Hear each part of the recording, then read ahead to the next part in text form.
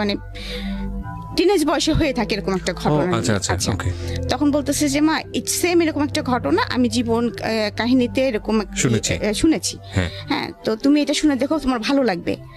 তো ওই যে আমার শুরু হলো নেশা। তো বেশিরভাগ সময় দেখা যাচ্ছে আমি লেখালেখি করার সময় দেখা যাচ্ছে কানের মধ্যে আপনাদের জীবন গল্পগুলো যে কোনো একটা যেটা ভালো লাগে, যেমন গতকাল রাতে শুনেছি রিমিটটা। তো ওটা শুনে আমি কিন্তু সত্যি কথা যেটা বলবো, মানে আমি প্রেশারের ওষুধ খাই, প্লাস আমার একটা নার্ভের ওষুধ আছে, তারপরে আমাকে একটা অল্প পারে ঘুমের ওষুধও খেতে হয়, কিন্তু তারপরে ভোর 5টা পর্যন্ত আমি চোখ এক করতে পারিনি। হ্যাঁ, যদি কেউ বলে যে আপনি 38 বছরের বয়স্ক মহিলা হয়ে কেন রিমির গল্পটা আপনাকে এত ইফেক্ট করলো কেন? হ্যাঁ, ওই যে রিমির কান্নাটা, এবং আমি চিন্তা করলাম আমার না কেন জানি যে কোনো কাহিনী শুনলে মনে হয় কি ওইটা মনে হয় আমি হয়ে গেছি, এরকম মনে হয় মাঝে মাঝে আমার মনের মধ্যে। থ্যাংক ইউ সো মাচ, খুব ভালো একটা সূচনা বোধহয় হলো আজকের এই অনুষ্ঠানে। আপনার মেয়ে শোনে তার মানে এই অনুষ্ঠান? হ্যাঁ, আমার 2 মেয়ে শোনে। আচ্ছা, তো আপনার বড় মেয়ে কি করছে? আমার বড় মেয়ে এখন নর্থ সাউথে আর্কিটেকচার ইঞ্জিনিয়ারিং ভর্তি হয়েছে। ও শোনে এই প্রোগ্রামটা? জি, ও শোনে। বিউটিফুল। সো হ্যালো বলে দিলাম আমরা আমাদের এই অনুষ্ঠান থেকে। এবং আপনার ছোট মেয়েটা ক্লাস 9 এবার 10 উঠবে। আচ্ছা, তো আজকে এই যে ভদ্রমহিলা যিনি আছেন রিমা, তার জীবন গল্পটা আসলে কি আমরা ধারাবাহিকভাবে আপনাদের সামনে উপস্থাপন করতে যাচ্ছি। এবং আপনি বলুন না, আপনার মতো করেই বলুন, আপনি কোথা থেকে শুরু করতে চান? অ্যাকচুয়ালি আমার শৈশব থেকে আমি শুরু করব। তো শৈশব তো আসলে খুব ছোটকালের কথা কিছু মনে থাকে না কারোর, সেগুলো হচ্ছে সবার বাবা মার কাছ থেকে শুনে তারপরে হয়তো আমাদের বলতে হয় ছোটকালে এরকম করতাম ওরকম করতাম। তো আমার যতদূর থেকে মনে আছে আমি তখন থেকে শুরু করব আর কি। তো আমি যেটা, আমার বাবা ছিলেন রোশন হারের ইঞ্জিনিয়ার। আমার বাবারা হচ্ছে 13 ভাই বোন এবং আপন 13 ভাই বোন, মানে একই মায়ের পেটে 13 ভাই বোন? জি। আমার দাদির মোট সন্তান ছিলেন 18 জন, 13 জন বেঁচে ছিলেন লাস্ট পর্যন্ত। আপনার দাদি কি বেঁচে আছেন? জি, আমার দাদি গত 2 বছর হয়েছে মারা গিয়েছে। মাশাআল্লাহ। আমি তো অবশ্যই, এটা আসলে ওই দাদিদের আমলে এটা সম্ভব। আমার মনে হয় না যে বর্তমান আমলে কোনো মেয়ে বা ভদ্রমহিলা যদি কেউ শোনেন তিনি সেন্সলেস হয়ে যেতে পারেন, মানে ওই স্টেজ যাওয়া তো অনেক বড়ের বিষয়। ওকে, হ্যাঁ বলেন প্লিজ। তো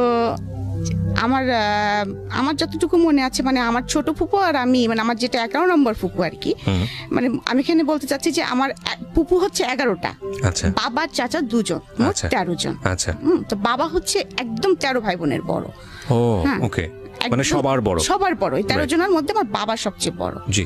আর ছোট চাচা হচ্ছে 6 ফুপুর পরে, মানে চাচা বাবার থেকে অনেক ছোট। তো আমাদের শৈশবটা এরকম ছিল যে আমরা যতটুকু শুনেছি যে আমার দাদা ভাই মানে গ্রামের খুব গণ্যমান্য একজন লোক ছিলেন, চেয়ারম্যানও ছিলেন। তিনি খুবই জাঁকজমক বর্ণাঢ্য জীবনযাপন করতেন এবং মোট কথা আমাদের পূর্বপুরুষরা জমিদার ছিলেন। যে এই বাড়িটা এখন আর নেই, তবে তো ওইটার ভগ্নাংশ এখনো আছে, কিন্তু এখন আমরা সব বংশধররা ছড়াই ছিটে গিয়েছি। মানে ওটা কোথায় আছে? এটা কুষ্টিয়ার জমিদার ছিলেন আপনার দাদা? আমাদের কুষ্টিয়ার জমিদার, মানে আমাদের শহর থেকে একটু ভিতরে। আচ্ছা আচ্ছা, ওকে ওকে। তো যাই হোক, ওইভাবে আমরা সারা জীবনই শুনে এসেছি এবং আমরা এলাকায় গেলে ওরকম সম্মান নিয়ে থেকেছি। দাদা ভাইকেও দেখেছি। আমি দাদা ভাইকে খুব বেশি দেখিনি, 4 বছর বয়সে যতটুকু দেখা যায় আমার মেমোরিতে দাদা ভাই চেহারা খুব বেশি স্পষ্ট না। দাদা যান মারা যাওয়ার পরে তখন বাবা ফিল করেন যে দাদিকে একা বাড়িতে রাখা যাবে না, কারণ আমার ছোট ছোট অনেকগুলা ফুপু টুপু আছে। তো তখন আমার বাবা একদম সবাইকেই নিয়ে আসেন, আর আমার চাচু অনেক আগে থেকেই আমাদের কাছেই থাকতেন। একটা জিনিস আমি বুঝতে পারছি যে আপনার বাবা যেহেতু বড় ছিলেন, আপনার দাদার অ্যাবসেন্সে উনি আসলে সবার অভিভাবক হিসেবে দায়িত্ব পালন করেন। দাদা এবং মা, আমার মাও প্রচন্ড এফোর্ট দিয়েছে সংসারের পেছনে, সেটা মানে না বললেই নয়। তো বাবা হঠাৎ করে একদিন দেখলাম যে একজন মানে বাসায় হারমোনিয়াম, ডুগি, তবলা এরকম নিয়ে আসেন। আমি একটু ইন্টারাপ্ট করছি এখানে, সেটা হচ্ছে যে আপনারা কয় ভাই বোন ছিলেন? ও, আমরা 3 ভাই বোন। 3 ভাই বোন ছিলেন? জি। আপনি বড় সবার? না, আমার ভাই বড়, আমি মেজো, ছোট ভাই। আচ্ছা, তো আপনি যে সময় মেমোরি দিয়ে শুরু করলেন, এটা কত বছর বয়সে আপনার? এটা আমার 4 বছর বয়স। 4 বছর বয়সে, মানে স্কুলে তখনও ভর্তি হননি? মানে তখন স্কুলে যাব, সেই বছরই হয়তো স্কুলে ভর্তি। ঠিক আছে, হ্যাঁ বলুন। তারপরে বাবা ডুগি, তবলা, হারমোনিয়াম নিয়ে আসছে, করছে। তা আমরা তো সবাই খুব লাফালাফি করতেছি, কারণ পাশে তো আমি একা না, আমার ছোট ছোট আরো ফুপুরা ছিল। আমি বললাম না যে আমরা সবাই একসঙ্গে থাকতাম। তো বাবা এটা দিয়ে কি হবে, তখন হঠাৎ করে পরের দিন সকালে দেখলাম যে একটা লোক আসতেছে এবং খুব মেলি ভাব আর কি। তো আমরা বুঝতেছি না, তা আমাকে এসে বলতেছে যে এই বাবু এদিকে আসো, মানে এরকম করে আর কি। নাচের শিক্ষকরা একটু এরকম মেলি ভাষায় কথা বলে। তো আমার একটু কেমন লাগতেছে, বাসায় সবাই খুব হাসাহাসি করতেছি এরকম। আবার আমাকে ওই ঘরে যখন বাবা ডেকে নিয়ে গেছে যে আজ থেকে উনি তোমাকে নাচ শেখাবেন, আর আশেপাশ থেকে ফুপু টুপুরা উকি ঝুঁকি দিচ্ছে, মানে ছোট একটা ফ্যামিলিতে যা হয় আর কি, উকি ঝুঁকি দেওয়া কি হচ্ছে ওই ঘরের মধ্যে, এরকম একটা বিষয়। তো যাই হোক, আমি একটু একটু করে নাচ শেখা শুরু করলাম। তারপরে বাবা উনি আসেন, নাচতে আমার ভালোই লাগে, কারণ আমি যেটা শুনেছি আমি নাকি ছোটকাল থেকে মানে অনুকরণ প্রিয় ছিলাম খুব আর কি। মানে যে যেভাবে কথা বলতেছি, যে যেভাবে হাঁটতেছি তার পিছ পিছে ওইভাবে দুষ্টামি করে হাঁটতেছি এরকম আর কি। আর আরেকটা কথা বলি যে আমাদের ফ্যামিলিতে যেহেতু আমার 11টা ফুপু, একটা চাচা, আর তখন শুধু ভাই বোন বলতে আমরা 3 জন, তার মধ্যে মেয়ে আমি একজন। আর আমি ছোটকালতেই স্বভাবত একটু স্বাধীন চেতা, কারণ আমার বড় ভাইটা অসম্ভব ভদ্র এবং ভালো। আর আমি দেখতাম যে যেহেতু এত বড় একটা সংসার, এখানে জেদ না করলে কিছু পাওয়া যাচ্ছে না সহজে, হ্যাঁ খাবো না হুমকি দিয়ে দিচ্ছি, আমাকে এখন এই নখ পলিশ টেনে দিতে হবে এরকম আর কি। তো কারণ আমাকে দিতে হলে আমার ছোট ফুপুটা হয়তো মন খারাপ করবে, কিন্তু আমার তখন তো সেই সেন্সটা নাই, আমার তো তখন সেই সেন্সটা আমার লাগবে, আমাকে দিতে হবে, আমাকে দিবা না কেন, এরকম একটা। আর বাবার সঙ্গে আমার সম্পর্কটা খুব বেশি ভালো ছিল, যার জন্য ওই রাত্রে বাবা আসলে বা যখনই সুযোগ পেতাম পুটপুট করে, বাবা জানো এরকম নতুন মেকআপ বক্সটা উঠছে, বাবা জানো নতুন এই পেন্সিলটা আসছে, মানে এটা মাকে এড়ায় বাবা কাছ থেকে নেওয়া আর কি। এবং এটা যে একটা জিনিস ছিল, কিন্তু কখনোই সেই টাকাটা নিয়ে বা বাবা যদি কিনে দিত আমি একটা কিনতাম না কখনোই, কারণ ওই যে আমার ছোট ফুপুটার আমি এক বয়সের, এবং আমরা একই স্কুলে দুজনে পড়াশোনা করতাম, আচ্ছা একই সঙ্গে, এবং একটাই রিজার্ভ রিক্সা ছিল, দুজনে একটাতেই যাওয়া আসা করতাম। তো নাচ শিখছি এবং নাচ শিখতে এক সময় মানে ওইটাই আমার ধ্যান এবং জ্ঞান হয়ে যায়, পড়াশোনাটার পাশাপাশি চলছে। আর সাথে আরেকটা আমার নেশা ছিল, সেটা হচ্ছে বই পড়া। আমি প্রচুর পড়তে পছন্দ করতাম। যেমন ছুটির দিনে আমি নিজে স্বাধীন ঘোষণা করে দিতাম, বাসায় বলতাম আজকে আমাকে খাওয়ার জন্য কেউ তাড়া দিবা না, আমাকে বসার জন্য কেউ তাড়া দিবা না, আমাকে ঘুমানোর জন্য কেউ তাড়া দিবা না, আমি আজকে স্বাধীন, আমি আয়ুব বাচ্চুর গান শুনবো, আমি আজকে সারাদিন গল্প মানে বই পড়বো, এরকম আমার ইচ্ছা আমি সেটা করবো। আমি স্বাধীন হয়ে গেছি মোট কথা। বিকাল হলে তো আমাকে বাসায় পাওয়া যেত না, আমি তো খেলার মাঠে হ্যাঁ পা হাত পা ছিঁড়ে নিয়ে চলেও এসছি, এরকম ডান পিটে টাইপের ছিলাম আর কি। তো আমাকে নাচ শেখাতে আমার টিচার এটা বুঝে ফেলছিলেন। তো উনার অবদান আমার জীবনে অনেকখানি, মানে উনাকে আমি গুরু হিসেবে সারা জীবন ভক্তি করে যাবো, ততদিন বেঁচে থাকবো, মানে নাচের এই গুরুকে বলছি। হ্যাঁ জি, উনি আমাকে আসলেই নিজের মেয়ে বলবো না, মানে আমি তার শিষ্য হিসাবেই উনার মনে হয় সবটুকু আমার মধ্যে ঢেলে দিয়েছিলেন। যাই হোক, নাচ শিখতেছি তো এক সময় যে সে আমাকে একটা প্রতিযোগিতার কথা বলে, আমার বাবাকে শিশু প্রতিযোগিতা বলে যেটাকে। তো আমি করতাম বেসিক্যালি ক্লাসিক্যালের আবার 4টা পার্ট, তার মধ্যে হচ্ছে আমি করতাম কথক। জি। তো আমি ফার্স্ট যখন এরকম পার্টিসিপেট করলাম, তো সেবার আমি কিছু মানে মোটামুটি জেলা পর্যন্ত আসছি, বিভাগ পর্যন্ত আসছি, ঢাকায় এসে আমি কোনো প্লেস করতে পারিনি। আচ্ছা, মনটা অনেক খারাপ হয়েছে, স্বভাবতই ছোট বাচ্চা মানুষ কান্নাকাটি তো করবোই, কান্নাকাটি করছি তো আমাকে উনি সবসময় ইন্সপিরেশন দিয়ে যেতেন, বলতেন না তুমি বেটার করবা, আসলে তুমি তো ঢাকাতে শেখো না, মফস্বলের নাম শুনলে ওরা একটু নাক সিটকায় আর কি, এরকম করে আমাকে অনেক কিছু বলতেন টলতেন। তো যাই হোক, পরে আবার তার পরের বছর আসলাম, সেটা হলো শিক্ষা প্রতিযোগিতা, এটা স্কুল ভিত্তিক, স্কুল থেকে আসতে হয়, স্কুল থেকে নাম লেখাতে হয়। তো সেবার যখন আসলাম, তো সেবার আসার পরে আমি আমাদের জেলাতে তো আমি ফার্স্ট হলাম, বিভাগে এসে আমি সেকেন্ড হলাম। আচ্ছা, সেকেন্ড হলাম। প্রত্যেক বিভাগের ফার্স্ট যারা তারা আসবে, সেবার হঠাৎ করে আবার নিয়ম হলো যে ফার্স্ট সেকেন্ড দুজন আসবে। আচ্ছা, তো আমার বাবা আমাকে কিছুতেই নিয়ে আসবে না, তো বাবা বলছে আমার তো অফিস থেকে সময় বের করা খুব টাফ। তারপরেও বাবা আমার জোড়াজুড়ি দেখে এবং স্যারের জোড়াজুড়ি দেখে বাবা আমাকে নিয়ে আসলেন। তো আমার মনে আছে যখন আমি আসলাম, তখন আমি নাচ তো আমি তুলেছি, ক্লাসিক্যালটা তুলেছি, তোলার পরে তারপরে যখন আমি রিহার্সেল করতাম, আমার একবার নাচার পরে কি 2বার নাচার পরে আমার মনে করেন জামা চেঞ্জ করতে হতো, এমন অবস্থা, মানে ঘেমে যেতাম। আমাদের ক্লাসিক্যাল তো কত্থক নৃত্য, তো আমাদের কিছু কয়েকটা ওয়ে থাকে, সালামি দিতে হবে, মানে কয়েকটা নাচের কয়েকটা পার্ট থাকে যেগুলো থাকতেই হবে। তো উনি আমাকে প্রথমেই যখন দিলেন, আমি স্টেজে ঢুকবই ঘুরতে রাউন্ড দিতে, এবং এই রাউন্ডটা ছিল 34টা রাউন্ড। কতগুলো? 34টা। একটা স্টেজ কভার করে যখন ঘুরতে ঘুরতে ঘুরতে ঘুরতে ঘুরতে ঘুরতে ঘুরতে জাস্ট মাঝখানে এসে আমাকে দাঁড়াতে হবে। ওকে, মাঝখানে এসে আমাকে এভাবে দাঁড়ায় পড়তে হবে জাস্ট। ওকে, হ্যাঁ, তো এই 34টা ঘুরলেই পরে ব্যালেন্স ঠিক রাখা কিন্তু অনেক চাপ। আমাদের তো দুটো ঘুরলে মোটামুটি পড়ে যাওয়ার মতো অবস্থা হয়। আমাদের তো আমি 4 বছর বয়স থেকে ক্লাসিক্যাল করতেছি, অভ্যস্ত হয়ে গেছে, প্র্যাকটিস হয়ে গেছে। অনেক কঠিন একটা মানে নাচ, যখন ওই বয়সে আমার করার কথা না, উনি তুলে দিলেন আমাকে। তো আমার মনে আছে আমাদের বিচারক ছিলেন শিবলি, তারপরে নিপা, শিবলি মোহাম্মদ, হ্যাঁ হ্যাঁ, আচ্ছা, আর সাথে আরেকজন ছিলেন, তার নামটা আমি মনে করতে পারতেছি না এই মুহূর্তে। তো যাই হোক, 3 জন বিচারক ছিলেন। যখন আমি নাচটা শেষ করলাম তখন আমাকে বলল, বাবু তোমার সাথে কে এসেছে? তো আমি বললাম যে আমার সঙ্গে বাবা এসেছে, মা এসেছে। বাবাকে ডাকো। তখন তো আমাদের ক্যাসেট প্লেয়ার ছিল, ক্যাসেট প্লেয়ারের যুগ আর কি। তো আমার বাবাকে ডাকলেন, ডাকার পরে কি বলবো, আমার গুরুজি আর কি বলবো, শিবলি মোহাম্মদ, হ্যাঁ মোহাম্মদ, উনি বললেন ও এত ভালো নেচেছে আর এত সুন্দর পায়ের কাজ, আর সেকেন্ডলি ওর পায়ের কাজ আর ওর হচ্ছে আর্ট। তো আমরা বাধ্য হয়েছি যে মানে নিপাকে বলেছি তুই ওর পা দেখ, আমি ওর আর্ট দেখি। মানে একবারে 2টা জিনিস আমরা ফলো করতে পারিনি। আমার বাবাকে এটা বললেন এবং বাবাকে অনুরোধ করলেন যে আপনি নাচটা ছাড়াবেন না আপনার মেয়েকে।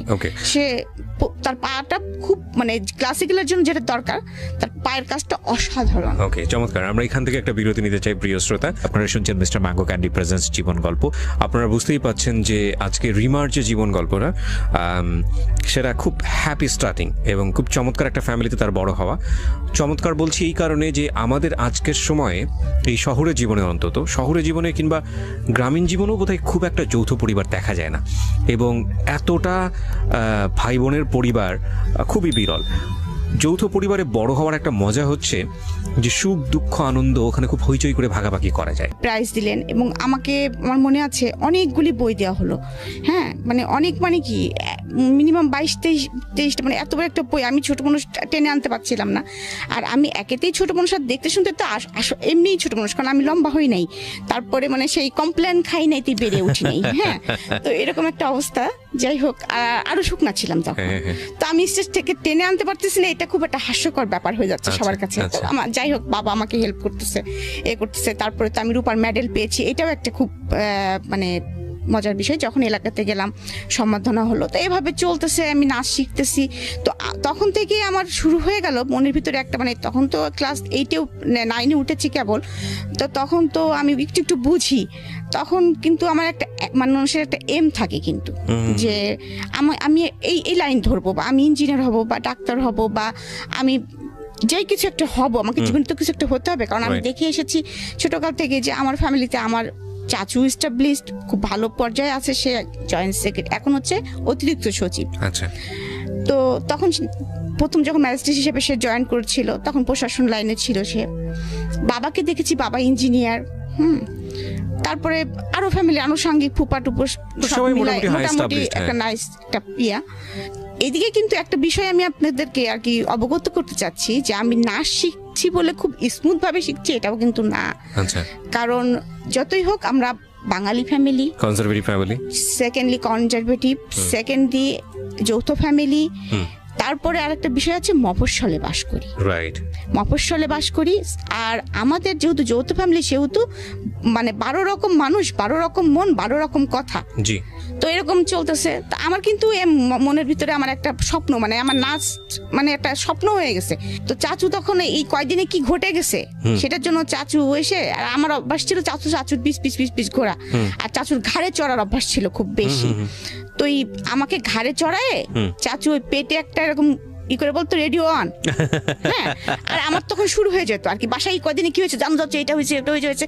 মা বাবাকে ধরে বকা দিয়েছিল, ভাইয়া এরকম দুষ্টামি করেছিল, কি ছোট ফুপু ফুল আপডেট আপনি দিয়ে দিলেন এক সপ্তাহে, চাচাকে পুরো দিয়ে দিতাম আর কি। ওকে। তো এরকম একটা মজার লাইফ আমার চলতেছে আর কি, খুবই মজার। মানে আমি আসলে আমার ছোট শৈশবটা মনে হয় এখনো মাঝে মাঝে স্বপ্ন দেখি। তো আমার টিচার আমাকে নাচ শেখাচ্ছেন এবং একদিন আমাকে শাস্তি দিলেন যে তুই যেহেতু এটা 30 বার প্র্যাকটিস করিসনি, তো শাস্তি আজকে সারাদিন তুই নুপুর পরে থাকবি। বললো সারাদিন তুই নুপুর খুলতে পারবি না, খাবি নুপুর পরে, গোসল করবি নুপুর পরে, এবং তোকে 100 বার প্র্যাকটিস করতে হবে। ওকে।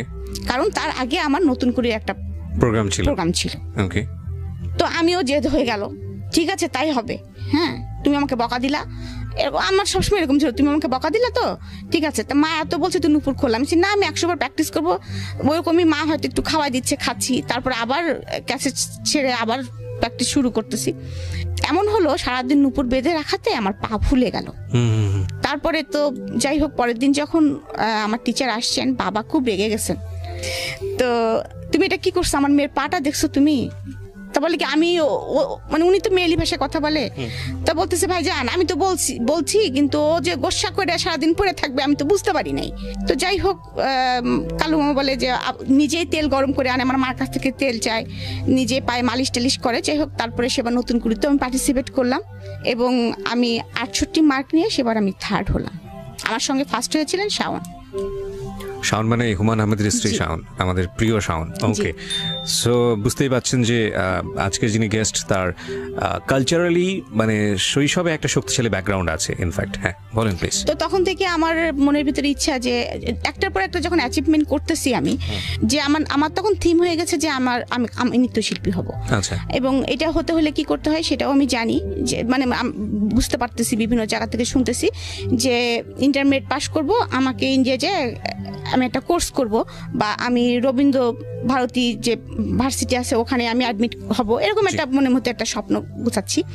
এর মধ্যে আমার বাবা ট্রান্সফার হয়ে কুষ্টিয়ায় চলে আসেন। কুষ্টিয়ায় চলে আসার পরে কিছুদিন আমরা ভাড়া বাসায় থাকি, কারণ আমরা অনেক মানুষ ছিলাম, আমাদের হতো না। তো তারপরে বাবা ওখানে আবার জায়গা কিনে, আমাদের কুষ্টিয়া যেহেতু হোম ডিস্ট্রিক্ট, তো সেখানে বাবা আবার জায়গা কিনে বাড়ি করে ফেলেন, একবারে দোতলা বাড়ি করেন। যখনই বাবা বাড়িটা করেন তখনই হচ্ছে এমন অবস্থা হয় যে আমরা তো ছিলামই, আমার ফুপু টুপু আমার দাদি টাদি ছিলামই।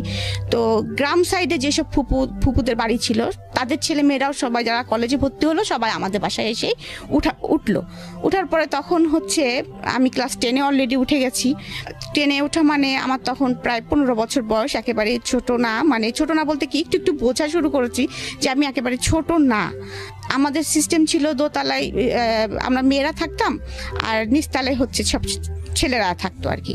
তো বাসা ভর্তি যেহেতু মানুষ এইভাবে চলছে, কিন্তু এখন আমি যেটা বলবো সেটা হচ্ছে যে আমার কৈশোরে পদার্পণ যেটা বলবো আর কি,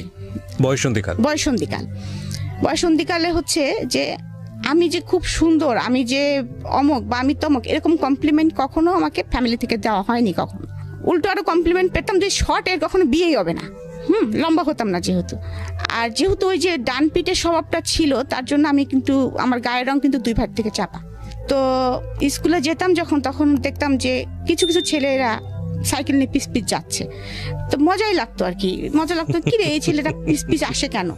আবার এমনও আছে কোনোদিন এসে হয়তো বলেও দিতাম বাসায় যে ভাই জানিস যাচ্ছিলাম আমাদের পাড়ার অমুক ছেলেকে দেখলাম, মানে ফুপাতো ভাই তো মেলাগুলায় বাসায়, আমার ভাইকেও বলতেছি, আমার ফুপাতো ভাইদেরকে বলতেছি যে তারা আবার কি করছে, দেখা যাচ্ছে তাকে যে শাসায় থুয়ে আসছে, তুই আমার বোনের পিস পিস গেছিস কেন। এটা হয়তো আমি জানিও না বা আমার বাবাও জানে না। তো এইভাবে চলতেছে। যাই হোক, ওই সময় আমার তখনও স্ট্যান্ড বাই 2 ফুপুর বিয়ে হয় নাই। তো আমাকে নিয়ে প্রচন্ড ঝামেলা শুরু হলো, মানে আপনার পিছে এরকম ভাবে? হ্যাঁ, আমার পিছনে এ পাড়ার ছেলে লেগে গেল, ও পাড়ার ছেলে লেগে গেল, কেউ মানে বাসায় ফোন করে, কেউ ডিস্টার্ব করে, মানে স্কুলে তো ডিস্টার্ব করে, চিঠিপত্র তো দেয়। আর আমি আবার এখানে একটা বোকামি, এখন মনে হয় যে বোকামি করেছি, যে আমি আবার তাদেরকে পিটাইতাম।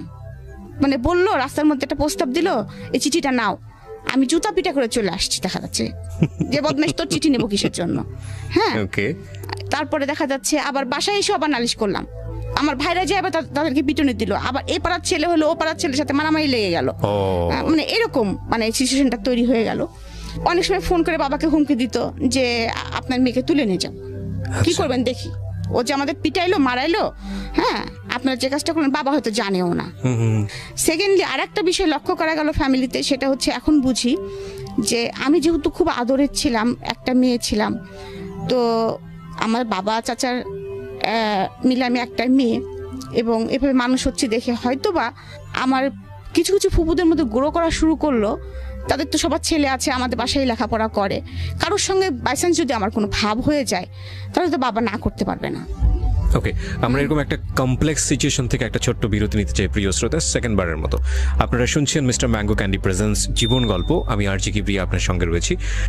প্রিয় শ্রোতা, আপনাদের সবার জন্য একটা বিশেষ সেগমেন্ট যুক্ত হলো আজকে থেকে মিস্টার ম্যাঙ্গো ক্যান্ডি প্রেজেন্স জীবন গল্পে। সেটা হচ্ছে এখন থেকে অনুষ্ঠান চলার কালীন সময়ে আমি আপনাদের সঙ্গে ইউটিউবে চ্যাট করব, এবং সেটা হবে আমার ইউটিউব চ্যানেলে। যারা এই মুহূর্তে আমাকে শুনতে পাচ্ছেন ঠিক রাত 12টায়, আমি আবারও বলছি ঠিক রাত 12টায় আমার চ্যানেল থেকে এই আজকের অনুষ্ঠানের ভিডিও ফুটেজ ওখানে প্রিমিয়ার করা হবে, এবং সেটা হবে লাইভ আকারে। সো আপনারা যারা আমাদের এই অনুষ্ঠানে শুনছেন, যারা সরাসরি গেস্টের সঙ্গে কথা বলতে চান কিংবা আমার সঙ্গে কথা বলতে চান, চলে আসুন আমার ইউটিউব চ্যানেলে। অনুষ্ঠান চলাকালীন সময় আমি আপনাদের যত রকমের কোয়ারি আছে, যা রকমের মন্তব্য আছে, সব কিছু পড়বো এবং আমি রিপ্লাই দিব ওখানে। আমার ইউটিউবের ঠিকানা হচ্ছে www.youtube.com/rjkibriya.fm। আমি আবারও বলছি www.youtube.com/rjkibriya। আমাকে একদিন ডেকে বললেন যে মা, তুমি কারোর সঙ্গে এত ক্লোজ হয়ে না, তুমি তো সবার সঙ্গে খুব বেশি মেশো, হ্যাঁ, তুমি একটা জিনিস মনে রাখবা যে তোমার নিজের ভাইয়া ছাড়া এখানে তোমার কেউ আপন ভাইয়া না। আর তুমি যদি রাস্তার একটা ছেলে ধরে নিয়ে আসো মা, সেটা আমি মেনে নিব, কিন্তু তুমি যদি আমার কোনো আত্মীয়তার সঙ্গে আত্মীয়তা করো, তাহলে আমি সেটা তুমি মেনে নিব না। কারণ তুমি এখন বড় হয়েছো মা, তোমাকে এই কথাটা আমার বলা প্রয়োজন। কারণ আমি জানি তুমি তোমার মার সঙ্গে, আমি মার সঙ্গে কখনোই তেমন ফ্রি ছিলাম না, এখন ফিল করি যে মা কি জিনিস। হ্যাঁ, তখন কিন্তু হয়েছে কি, মা তো সারাদিন কাজে ব্যস্ত থাকতো, মার কাছে বকাটাই খেতাম বেশি আর কি। ওই জন্য মাকে ভালো লাগতো না, বাবা তো আদর দিত, বাবাকেই ভালো লাগতো আর কি, যেটা স্বাভাবিক যেটা হয় আর কি। তখন মা হচ্ছে ভিলেনের রোলটা পালন করতেছে আর কি, কারণ মা শাসন করেন। হ্যাঁ, তো তখন আমি হচ্ছে এমনকি আমি রাগ হলে, মার উপরে রাগ হলে মাকে বলতাম তুমি আমার মা না, তুমি আমার খালা। এমনকি একদিন ফকির আসছে, আমার আবার খুব ফকিরের ভিক্ষা দেওয়ার স্বভাব ছিল। রাস্তায় আপনার মানে কোনো রিক্সাওয়ালাকে দেখলে, মানে একটু বুড়ো মতো রিক্সাওয়ালা দেখলে ব্যাগে যা থাকতো দিয়ে দিতাম। আচ্ছা, মানে আমার এখনো সেই স্বভাবটা আছে, যার জন্য আমি অনেক বকাও খাই, এখনো সেই স্বভাবটা আমার আছে।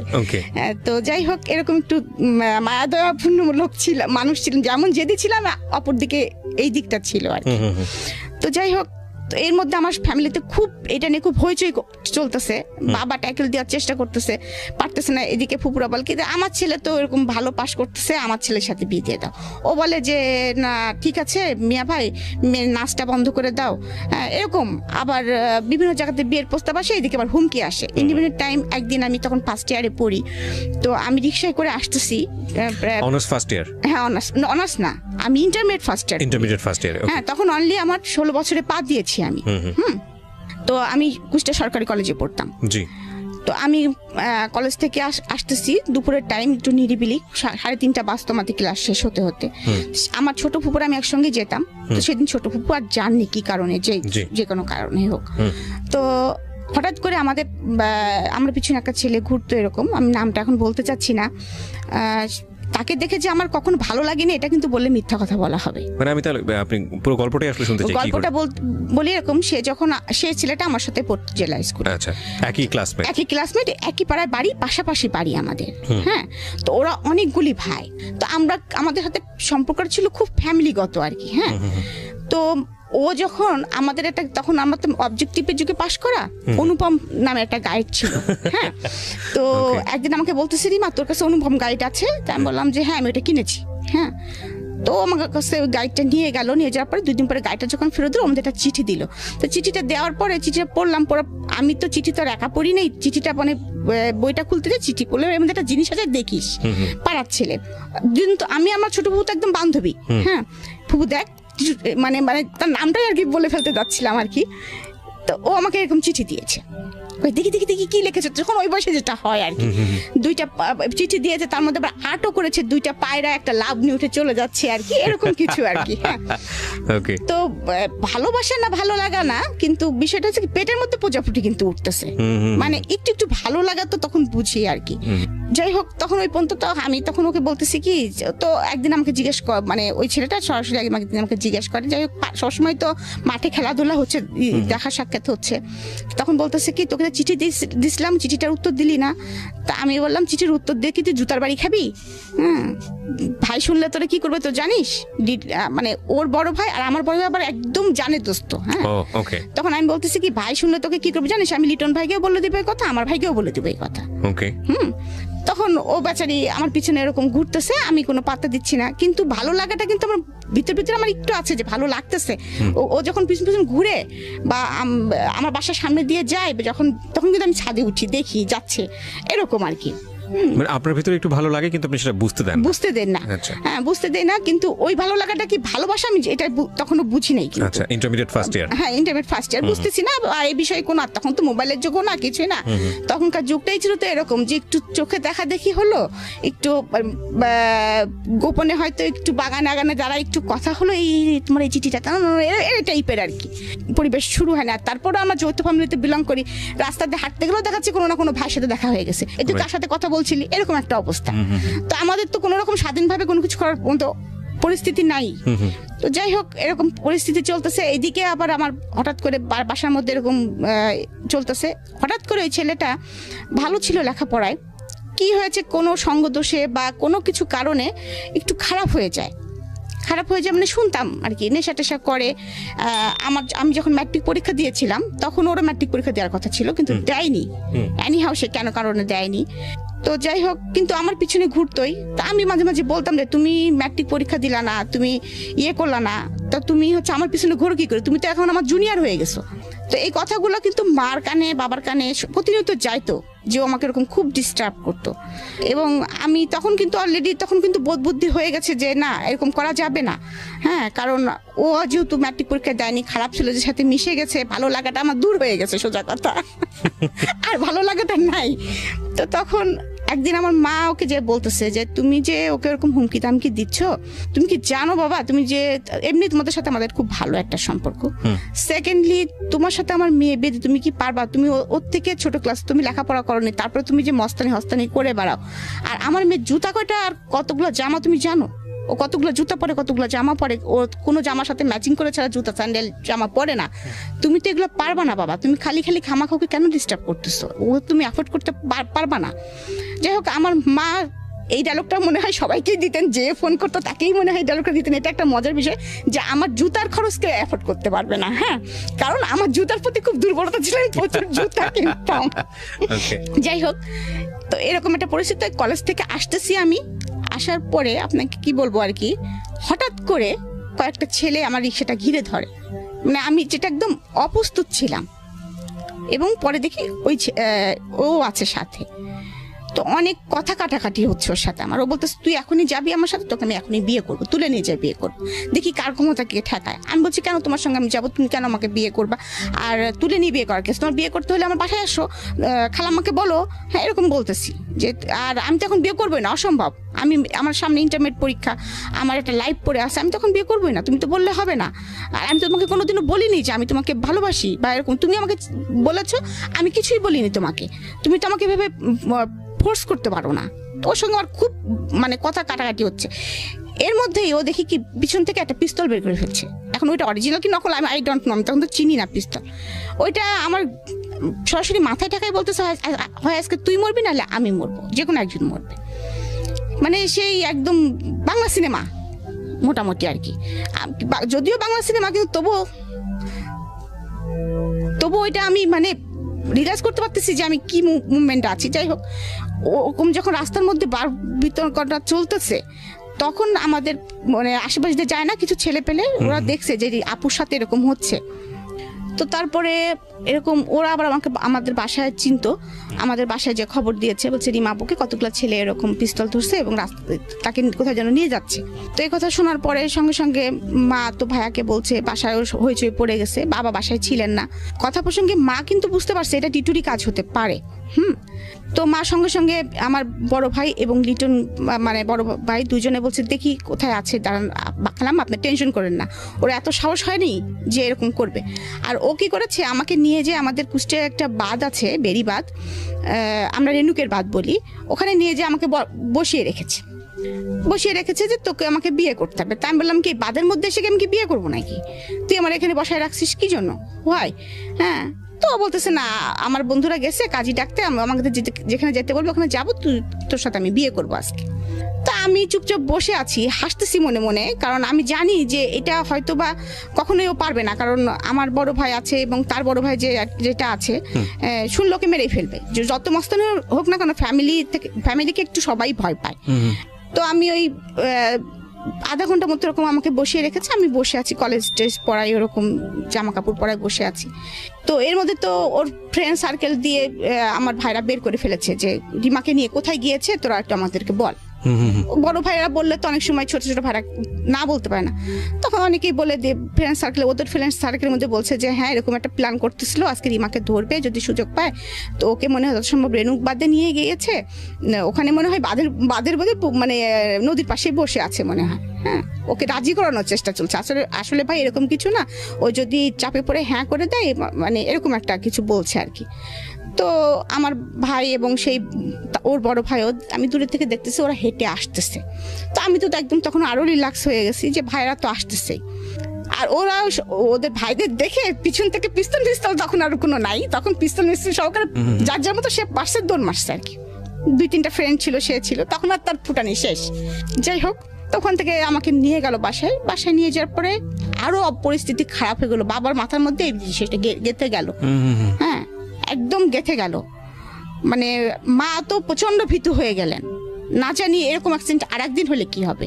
আজকে এই পাশের বাড়ির ছেলে করেছে, আর এক পাড়ার ছেলে করলে কি হবে, আর এক পাড়ার ছেলে কি হলে কি হবে, আমি মেয়েটাকে কিভাবে কি করবো, মান সম্মান। এইদিকে ফ্যামিলিতেও কারোর সাথে যদি আমার মেয়ের সম্পর্কে জড়া যায় তাহলেও আমার প্রবলেম। সবার কথা হচ্ছে রাজ্য সহ রাজকন্যা, আমার মেয়েটাকে কতটুকু তারা ভালো করবে আমি জানি না, হয়তো বা আমার সম্পত্তির দিকেই আসবে। এরকম বাসার মধ্যে বাবা মা খুব দ্বিধা এবং দ্বন্দ্বের মধ্যে আছেন, খুব সমস্যার মধ্যে আছেন। মানে তারা আমাকে নিয়ে, আমি এখন ফিল করি, তখন তো অত কিছু মেশরা জানতাম না যে কেন আমাকে বিয়ে দেওয়া হচ্ছে কি বৃত্তান্ত। এর মধ্যে হঠাৎ করে আমার কলেজ থেকে দেখে আমার বাসায় বিয়ের প্রস্তাব পাঠানো হয়। তো আমার বাবা তখন খুব টেনশন করতেছেন, মা খুব টেনশন করতেছেন, এখন সলিউশন কি। এই টাইমে তোমার নাচটাও বন্ধ হয়ে গেছে, আমি কিন্তু মানসিকভাবে তখন কিন্তু খুবই মানে খারাপ পরিস্থিতির মধ্যে দিয়ে যাচ্ছি, কারণ আমাকে বাসা থেকে বেরোতে দেওয়া হচ্ছে না ওই কারণের পরে। সেকেন্ডলি আমার নাচটা বন্ধ হয়ে গেছে, যেটা আমার অ্যাম্বিশন, মোট কথা যে আমার প্রথম ভালোবাসা, my first love is my নাচ, সেটা আমার বন্ধ হয়ে গেছে, যেটা আমার ধ্যান জ্ঞান যেটাই বলেন। মানে আমার তখন মানসিক পরিস্থিতি খুব খারাপ, একটুতেই চিল্লাপাল্লা করি, বাসায় হইচই করি, মানে অনেক কিছু। তো একদিন এরকম বাবা মাও খুব চিন্তিত এরকম হঠাৎ করে। তো আমি একদিন বলতেছি কি যে বাবা এইসব থেকে বেরোনো যায় কি করে, তুমি আমাকে অন্য কোথাও পাঠা দিতে পারো না এই শহর থেকে, আমার না ভালো লাগে না, বাসার মধ্যে বন্দি জীবন ভালো লাগে না, আমার নাচ বন্ধ হয়ে গেছে, তুমি কি পারো না আমাকে কোথাও একটু মানে নিয়ে যেতে বাবা, আমার আসলে খুব খারাপ লাগে, আমার নাচতে ইচ্ছে করে। মানে বাসার মধ্যে আমি তখনও কিন্তু নাচি, মাঝে মাঝে মন খারাপ হলে নাচি, কিন্তু আমি তো আর সেভাবে বাইরে পারফর্ম করতে পারছি না। আমি ঢাকায় আসতে পারতাম না, আমার দেখা যাচ্ছে মাসে একটা করে প্রোগ্রাম থাকো, কোনো সময় 3 মাস পরে একটা করে প্রোগ্রাম থাকতো। তো আমি তো আর ঢাকায় আসতে পারতেছি না, আমাকে বাসা থেকে বেরোতে দিচ্ছে না, এদিকে লেখাপড়াটা আমার হচ্ছে না ঠিক মতো। কি বলবো, তখন অনেকটাই মানসিক অবস্থা এমন ভেঙে গেছে, মানে আমি বলতে পারবো না, মানে আপনাদেরকে বোঝাতে পারবো না যে আমি মানে একটা মানে হিংস্র মানুষ থাকে না, মানুষ পাগল মানুষ থাকে না, কিছু খাওয়া নেই দাওয়া নেই, খাচ্ছি না দাচ্ছি না, কেউ কিছু বললেই ছুঁড়ে মারতেছি। এমন হয়েছে যে আমার হাতে এই যে কাটা আছে, ব্লেড দিয়ে হাতও কেটে ফেলছি। বাবাও আসলে পারতেছে না কিছু করতে, বাবাও অনেক সময় কান্না করতেছে, মাও কান্না করতেছে, এরকম পরিস্থিতি বাসায়। তো এর মধ্যে কলেজে একদিন আস্তে আস্তে একটু হওয়ার পরে তো আমার ভাইরা আমাকে সাথে করে নিয়ে যেত আর সাথে করে নিয়ে আসতো, যে কোনো একজন ভাই আমার সঙ্গে থাকতো। প্রিয় শ্রোতা, আমরা এই জায়গাটা একটা বিরতি নেব। চিন্তা করে দেখুন, একটা মেয়ে আমাদের সমাজে বড় হচ্ছে, সে যে শ্রেণীরই হোক না কেন, উনি যেই সোসাইটিতে বিলং করতেন, ওনার যে সার্কামস্ট্যান্সেস, যৌথ পরিবার, এবং যৌথ পরিবারের এরকম একটা মেয়ের দিকে এভাবে হাত বাড়ানো, এটা রিয়েলি টাফ। এবং খুব স্বাভাবিকভাবেই তার ব্যাকআপটা অনেক শক্তিশালী। তার বাবা রোডসান হাইওয়েতে, তার এক চাচা সেই মুহূর্তে government officer, first class gazetted officer, সুতরাং সেই দিক থেকে কিন্তু তার একটা অনেক বড় ব্যাকআপ আছে। এবং তার যে কালচারাল ব্যাকগ্রাউন্ড, সেখানেও সে অত্যন্ত মানসিকভাবে শক্তিশালী একজন মেয়ে হিসেবে বড় হয়ে উঠছে। কিন্তু তারপরেও আমরা আমাদের সামাজিকতার কথা চিন্তা করে একটা পরিবার যখন এই ধরনের একটা ঘটনা ঘটে কতটা ইনসিকিউর মনে করি এরকম একটা ঘটনাকে। এবং দেখুন যে প্রাণোচ্ছল একটা রিমাকে আমরা পেলাম শৈশবে, কিশোর জীবনের শুরুতে একেবারে বয়সন্ধিকালের সেই সময়টাতে এসে কিন্তু একটা ভয়ানক রকমভাবে ওকে একটা কনজারভেটিভ এনভায়রনমেন্টে বন্ধ করে ফেলার চেষ্টা করা হচ্ছে। এবং ওখানে উনি বলছিল যে আমার দোষটা আসলে কি, আমি তো কাউকে বলিনি যে আমাকে তুলে নিয়ে যাও, বা আমি তো কাউকে বলিনি যে, বা আমি তাকে লাভও করি না সেই অর্থে। তো সেই জায়গাটা থেকে এরকম একটা কমপ্লেক্সিটি তার লাইফে চলে আসলো। তার স্বপ্নের জায়গাটা, তার যে নাচ, সেটা বন্ধ করে দেওয়া হয়েছে এবং অন্যরকম একটা এনভায়রনমেন্টের মধ্যে তাকে ফেলে দেওয়া হয়েছে। এখান থেকে জীবনটা কোথায় যাবে সামনের দিকে সেটা আমরা দেখব ছোট্ট একটা বিরতির পর। আপনাদেরকে মনে করিয়ে দিচ্ছি, আপনারা শুনছেন মিস্টার ম্যাঙ্গো ক্যান্ডি প্রেজেন্স জীবন গল্প। আমি আরজি কিবরিয়া আপনার সঙ্গে রয়েছি। এবং প্রিয় শ্রোতা, আপনাদের সবার জন্য একটা বিশেষ সেগমেন্ট যুক্ত হলো আজকে থেকে মিস্টার ম্যাঙ্গো ক্যান্ডি প্রেজেন্স জীবন গল্পে। সেটা হচ্ছে এখন থেকে অনুষ্ঠান চলার কালীন সময়ে আমি আপনাদের সঙ্গে ইউটিউবে চ্যাট করব, এবং সেটা হবে আমার ইউটিউব চ্যানেলে। যারা এই মুহূর্তে আমাকে শুনতে পাচ্ছেন ঠিক রাত 12টায়, আমি আবারও বলছি ঠিক রাত 12টায় আমার চ্যানেল থেকে এই আজকের অনুষ্ঠানের ভিডিও ফুটেজ ওখানে প্রিমিয়ার করা হবে এবং সেটা হবে লাইভ আকারে। সো আপনারা যারা আমাদের এই অনুষ্ঠানে শুনছেন, যারা সরাসরি গেস্টের সঙ্গে কথা বলতে চান কিংবা আমার সঙ্গে কথা বলতে চান, চলে আসুন। ঘুমাই গেলে বাবা বুক থেকে আমাকে নামাতেন, মা নাকি মাঝে মাঝে রাগ করে বলতেন ফেলে দাও, অত বড় মেয়ে কি জন্য বুকের উপরে ঘুমায়। আবার বল তোমার আমার বুকের উপরে ঘুমায়, তোমার সমস্যা আছে কোনো? এবং চাচার সাথে সেম এই স্টাইলটাই ছিল। চাচা যখন ভার্সিটি থেকে আসতো, মানে আমি এখনো বলছি যে আমার চাচা আর বাবার মধ্যে আমি কখনো কোনো পার্থক্য দেখি নাই। মানে আমরা 3 ভাই বোনই কখনো পার্থক্য করি নাই। চাচার সাথেও জাস্ট আমার সম্পর্কটা এরকম, মানে দুইজন আমার পার্ট অফ লাইফ এরকম। তো আমার তখন এমন কিন্তু একটু মনের ভিতরে হয়েছে যে আমার চাচা কি পারে না, চাচু কি পারে না আমাকে এখান থেকে বের করে নিয়ে যেতে। চাচুর পোস্টিং ছিল তখন কুমিল্লাতে। ইভেন আমি চাচুকে বলেছি, চাচু তুমি আমাকে নিয়ে যেতে পারো না, তোমার ওখানে গেলেও তো আমার এত ঝামেলা হয় না, তুমি তো একটা ভালো ইসের মধ্যে বিলং করো, আমাকে তো কেউ ডিস্টার্ব করতে পারে না, আমি তো নাচটা কন্টিনিউ করতে পারি, কুমিল্লা থেকে ঢাকা তো অনেক কাছে। জানি না কি অজানা কারণে আমার চাচু করে রেসপন্স করে নাই, মন খারাপ করছে, কাঁদছে, মা তুমি পড়াশোনা করো, মন খারাপ করো না, এরকম অনেক কথাই বলেছে। কিন্তু আমার মামারা, আমার আবার 2 মামা আর আমার মা একা, আমার মা বড়। আমরা আবার ছোটকাল থেকে দেখেছি বাবা মানে আমাদের ফ্যামিলি আর মামাদের ফ্যামিলি মনে হয়েছে এক। আমরা মানে অনেক বড় হওয়ার পরে বুঝছি যে মামার ফ্যামিলি আর চাচাদের ফ্যামিলি আলাদা, মানে এটা হয় আর কি। আমরা মনে করতাম যে একই। তো এরকম একটা পরিস্থিতি যাচ্ছে, কিন্তু মামারা কিন্তু চায়নি যে, বড় মামা কিন্তু বলেছে যে বু তুমি যদি না পারো মেয়ে আমার কাছে দিয়ে দাও, কারণ আমার বড় মামা তখন খুলনাতে থাকতেন। এরকম পরিস্থিতি চলতেছে, কিন্তু বাবা আমাকে কারো কাছে দিতে রাজি না, কারণ আমার মানসিক অবস্থা তখন যেরকম, কারণ আমার এই মানসিক অবস্থাটা তখন অনেকে হয়তো টেক কেয়ার করতে পারবে কিনা, কখন কি অ্যাক্সিডেন্ট করে ফেলি, মানে এটা আমার বাবা বুঝতে পারতেছে না।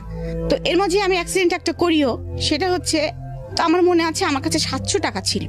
আমার কাছে সবসময় টাকা পয়সা থাকতো আর কি, এটা একটা বিষয় ছিল তখনকার সময়। 700 টাকা মানে বেশ কিছু টাকা আর কি। তো আমার কাছে 700 টাকা আছে, আমার পরা আছে একটা লং স্কার্ট আর একটা টি শার্ট, রাত্রে যেটা আমি পরে ঘুমাই। ঘুম থেকে উঠে তখনও বাসায় কেউ কেউ উঠেছে, কেউ কেউ ওঠেনি। তো আমাদের বাসার নিচে একজন দারোয়ান থাকতেন এবং একজন নাইট গার্ড থাকতেন। তা আমি আমাদের আবার বাসাটা অনেক পিছনে, সামনে অনেক বড় লবি এবং সামনে খুব বড় একটা গেট, ওইটা পার হয়ে তারপরে যেতে হয় রাস্তায় আর কি। কাউকে কিছু বলতেছি না, আমি একাই সকালবেলা ঘুম থেকে উঠে ওই 700 টাকা হাতের মধ্যে নিয়েছি, কোনো পার্সও না, এবং ওই নাইট ড্রেস পরার মতো অবস্থায় আছি। ওই অবস্থায় আমি সোজা হাঁটা ধরছি, কোথায় যাবো আমি নিজেও জানি না। আমার মনে হয়েছে আমার একটু বুক ভরে নিঃশ্বাস নিতে হবে, আমাকে একটু বাঁচতে হবে, আমার ভালো লাগছে না, আমি কোথায় যাব নিজেও বুঝতেছি না। কিন্তু কারণ আমার তো তেমন কেউ নাইও, আমার কারোর সাথে তেমন কোনো ফ্রেন্ডশিপ নেই, বা মানে ফ্রেন্ডশিপ আছে কিন্তু এরকম আস্থা করা যায় এরকম কাউকে সেরকম কেউ নাই। যারা আছে সবাই ফ্যামিলি মেম্বার, আমার ফুপু, আমার ভাইরা, এরকম ফ্যামিলির ভিতরে আমাদের যত মেশা। বান্ধবী কিছু আছে, তাদের বাসায় যাইটাই, কিন্তু তাদের কথা তখন মাথায় আসে নাই আর কি। আমার মনে হয়েছে কি যে ঢাকায় আমি নাচি না, আমি ওখানে গেলেই মনে হয় কিছু একটা করতে পারবো, এই চিন্তা করে বাস স্ট্যান্ডে চলে গেছি। বাস স্ট্যান্ডে চলে যাওয়ার পরে আমি ওখান থেকে একটা বাসে উঠে পড়ছি, যে বাসটা ঢাকায় যায় এটা শুনছি আমি। তো আমার তো রাত্রেও মনে হয় আমি কিছু খেয়েছিলাম না, সকালেও আমার খাওয়া দাওয়া কিছু নাই। আর তখন তো বাসে আসতে অনেক মানে হাঙ্গামা হতো আর কি, মানে ওই ফেরি পার্টটার অনেক ঝামেলা। তা আমার পাশে যে লোকটা বসে আছে, আমি কিন্তু কয়েকবার বমি করেছি এর মাঝে, বাসের মধ্যে কয়েকবার বমি করেছি, উনি আমাকে পলিথিন কিনে দেন। আমার কিন্তু অত কিছু মনে নেই। তারপর ঢাকা গাবতলীতে যখন এসে থামছি তখন কিন্তু আমার মনে হচ্ছে যে আমি কোথায় যাব, ঢাকাও তো কাউকে চিনি না, যাব কোথায়। হঠাৎ করে আমার মনে হলো যে আমি যখন ঢাকায় যে প্রতিযোগিতাগুলো করতে আসতাম, তখন আমি যে মামার বাড়িতে উঠতাম, তার বাসা হচ্ছে গ্রিন রোডে ছিল। আমি একটা সিএনজিকে জিজ্ঞেস করতেছি, আপনি কি গ্রিন রোডে যাবেন? তো বলছে যে হ্যাঁ যাব। তো উনি আমাকে যে ভাড়াটা চায় আমি সে ভাড়াতেই উঠে পড়ি। এবং মানে ওনার বাসায় একদম রাস্তার সাথে, গ্রিন রোডের রাস্তার সাথে ছিল এবং 7 নম্বর রোড, এটা আমার মনে আছে। আমি বলেছিলাম 7 নম্বর রোড। নিয়ে আসার সঙ্গে সঙ্গে আমি বুঝতে পারি যে এটা আমার মামার বাসা, মানে ওখানে অনেকগুলো ফ্ল্যাট, মামার ফ্ল্যাটটা চিনতে পারি। মামার বাসায় যাই। মামি আমাকে দেখে তো একদম হতভম্ব, যে কল্পনাই করতে পারে নাই আমি কোথা থেকে আসবো, একা আসছিস কি ব্যাপার। তো হয়তো বা তারা বড় মানুষ, বুদ্ধিমান মানুষ, হয়তো বা আমার বাবাকে জানিয়েছে এমন কিছু হয়েছে, বা বাবাও বলেছে যে এরকম অবস্থার মধ্যে যাচ্ছে। তো ওখানে একদিন আমি ছিলাম, তারপরে বাবা আবার আমাকে গাড়ি চলে আসে, বাবা আমার সঙ্গে সঙ্গে গাড়িতে করে চলে আসে, এসে আমাকে আবার নিয়ে যায়। নিয়ে যাওয়ার পরে তখন আবার মনে হলো যে আবার কেমন যেন একটা, মানে ওইটাও একটা ভুল করতে যাচ্ছিলাম, যে আমি হারাই যেতাম। তখন মনে হলো আমি, বাবা আমাকে ধরে খুব কাঁদছে, তুমি এইভাবে বাসা থেকে কেন বেরোইছো? হ্যাঁ, তোমার যদি একটা অ্যাক্সিডেন্ট হতো, রাস্তার মধ্যে কোনো অঘটন ঘটতে পারতো, তুমি চেনো না, কিছু না, তুমি কেন বেরোইছো? তাহলে তোমাকে তো আমরা কোনোদিনও পেতাম না, তুমি কোথায় যেতা? আমারও তখন আমার মনে হয়েছে, তাই তো আমি কোথায় যেতাম। তখন আমি বলছি, বাবা তুমি একটা কাজ করো, আমি কি বিয়ে দিলে স্বাধীন হব? সবাই তো দেখি বিয়ে দিলে আর কেউ কিছু, কারোর কিছু হয় না, কাউকে কিছু বলে না, অনেক স্বাধীনতা এসে যায়। তো আমি কি বিয়ে, আমাকে তাহলে বিয়ে দিয়ে দাও বাবা। মানে আপনি নিজেই বললেন? নিজেই বলতেছি।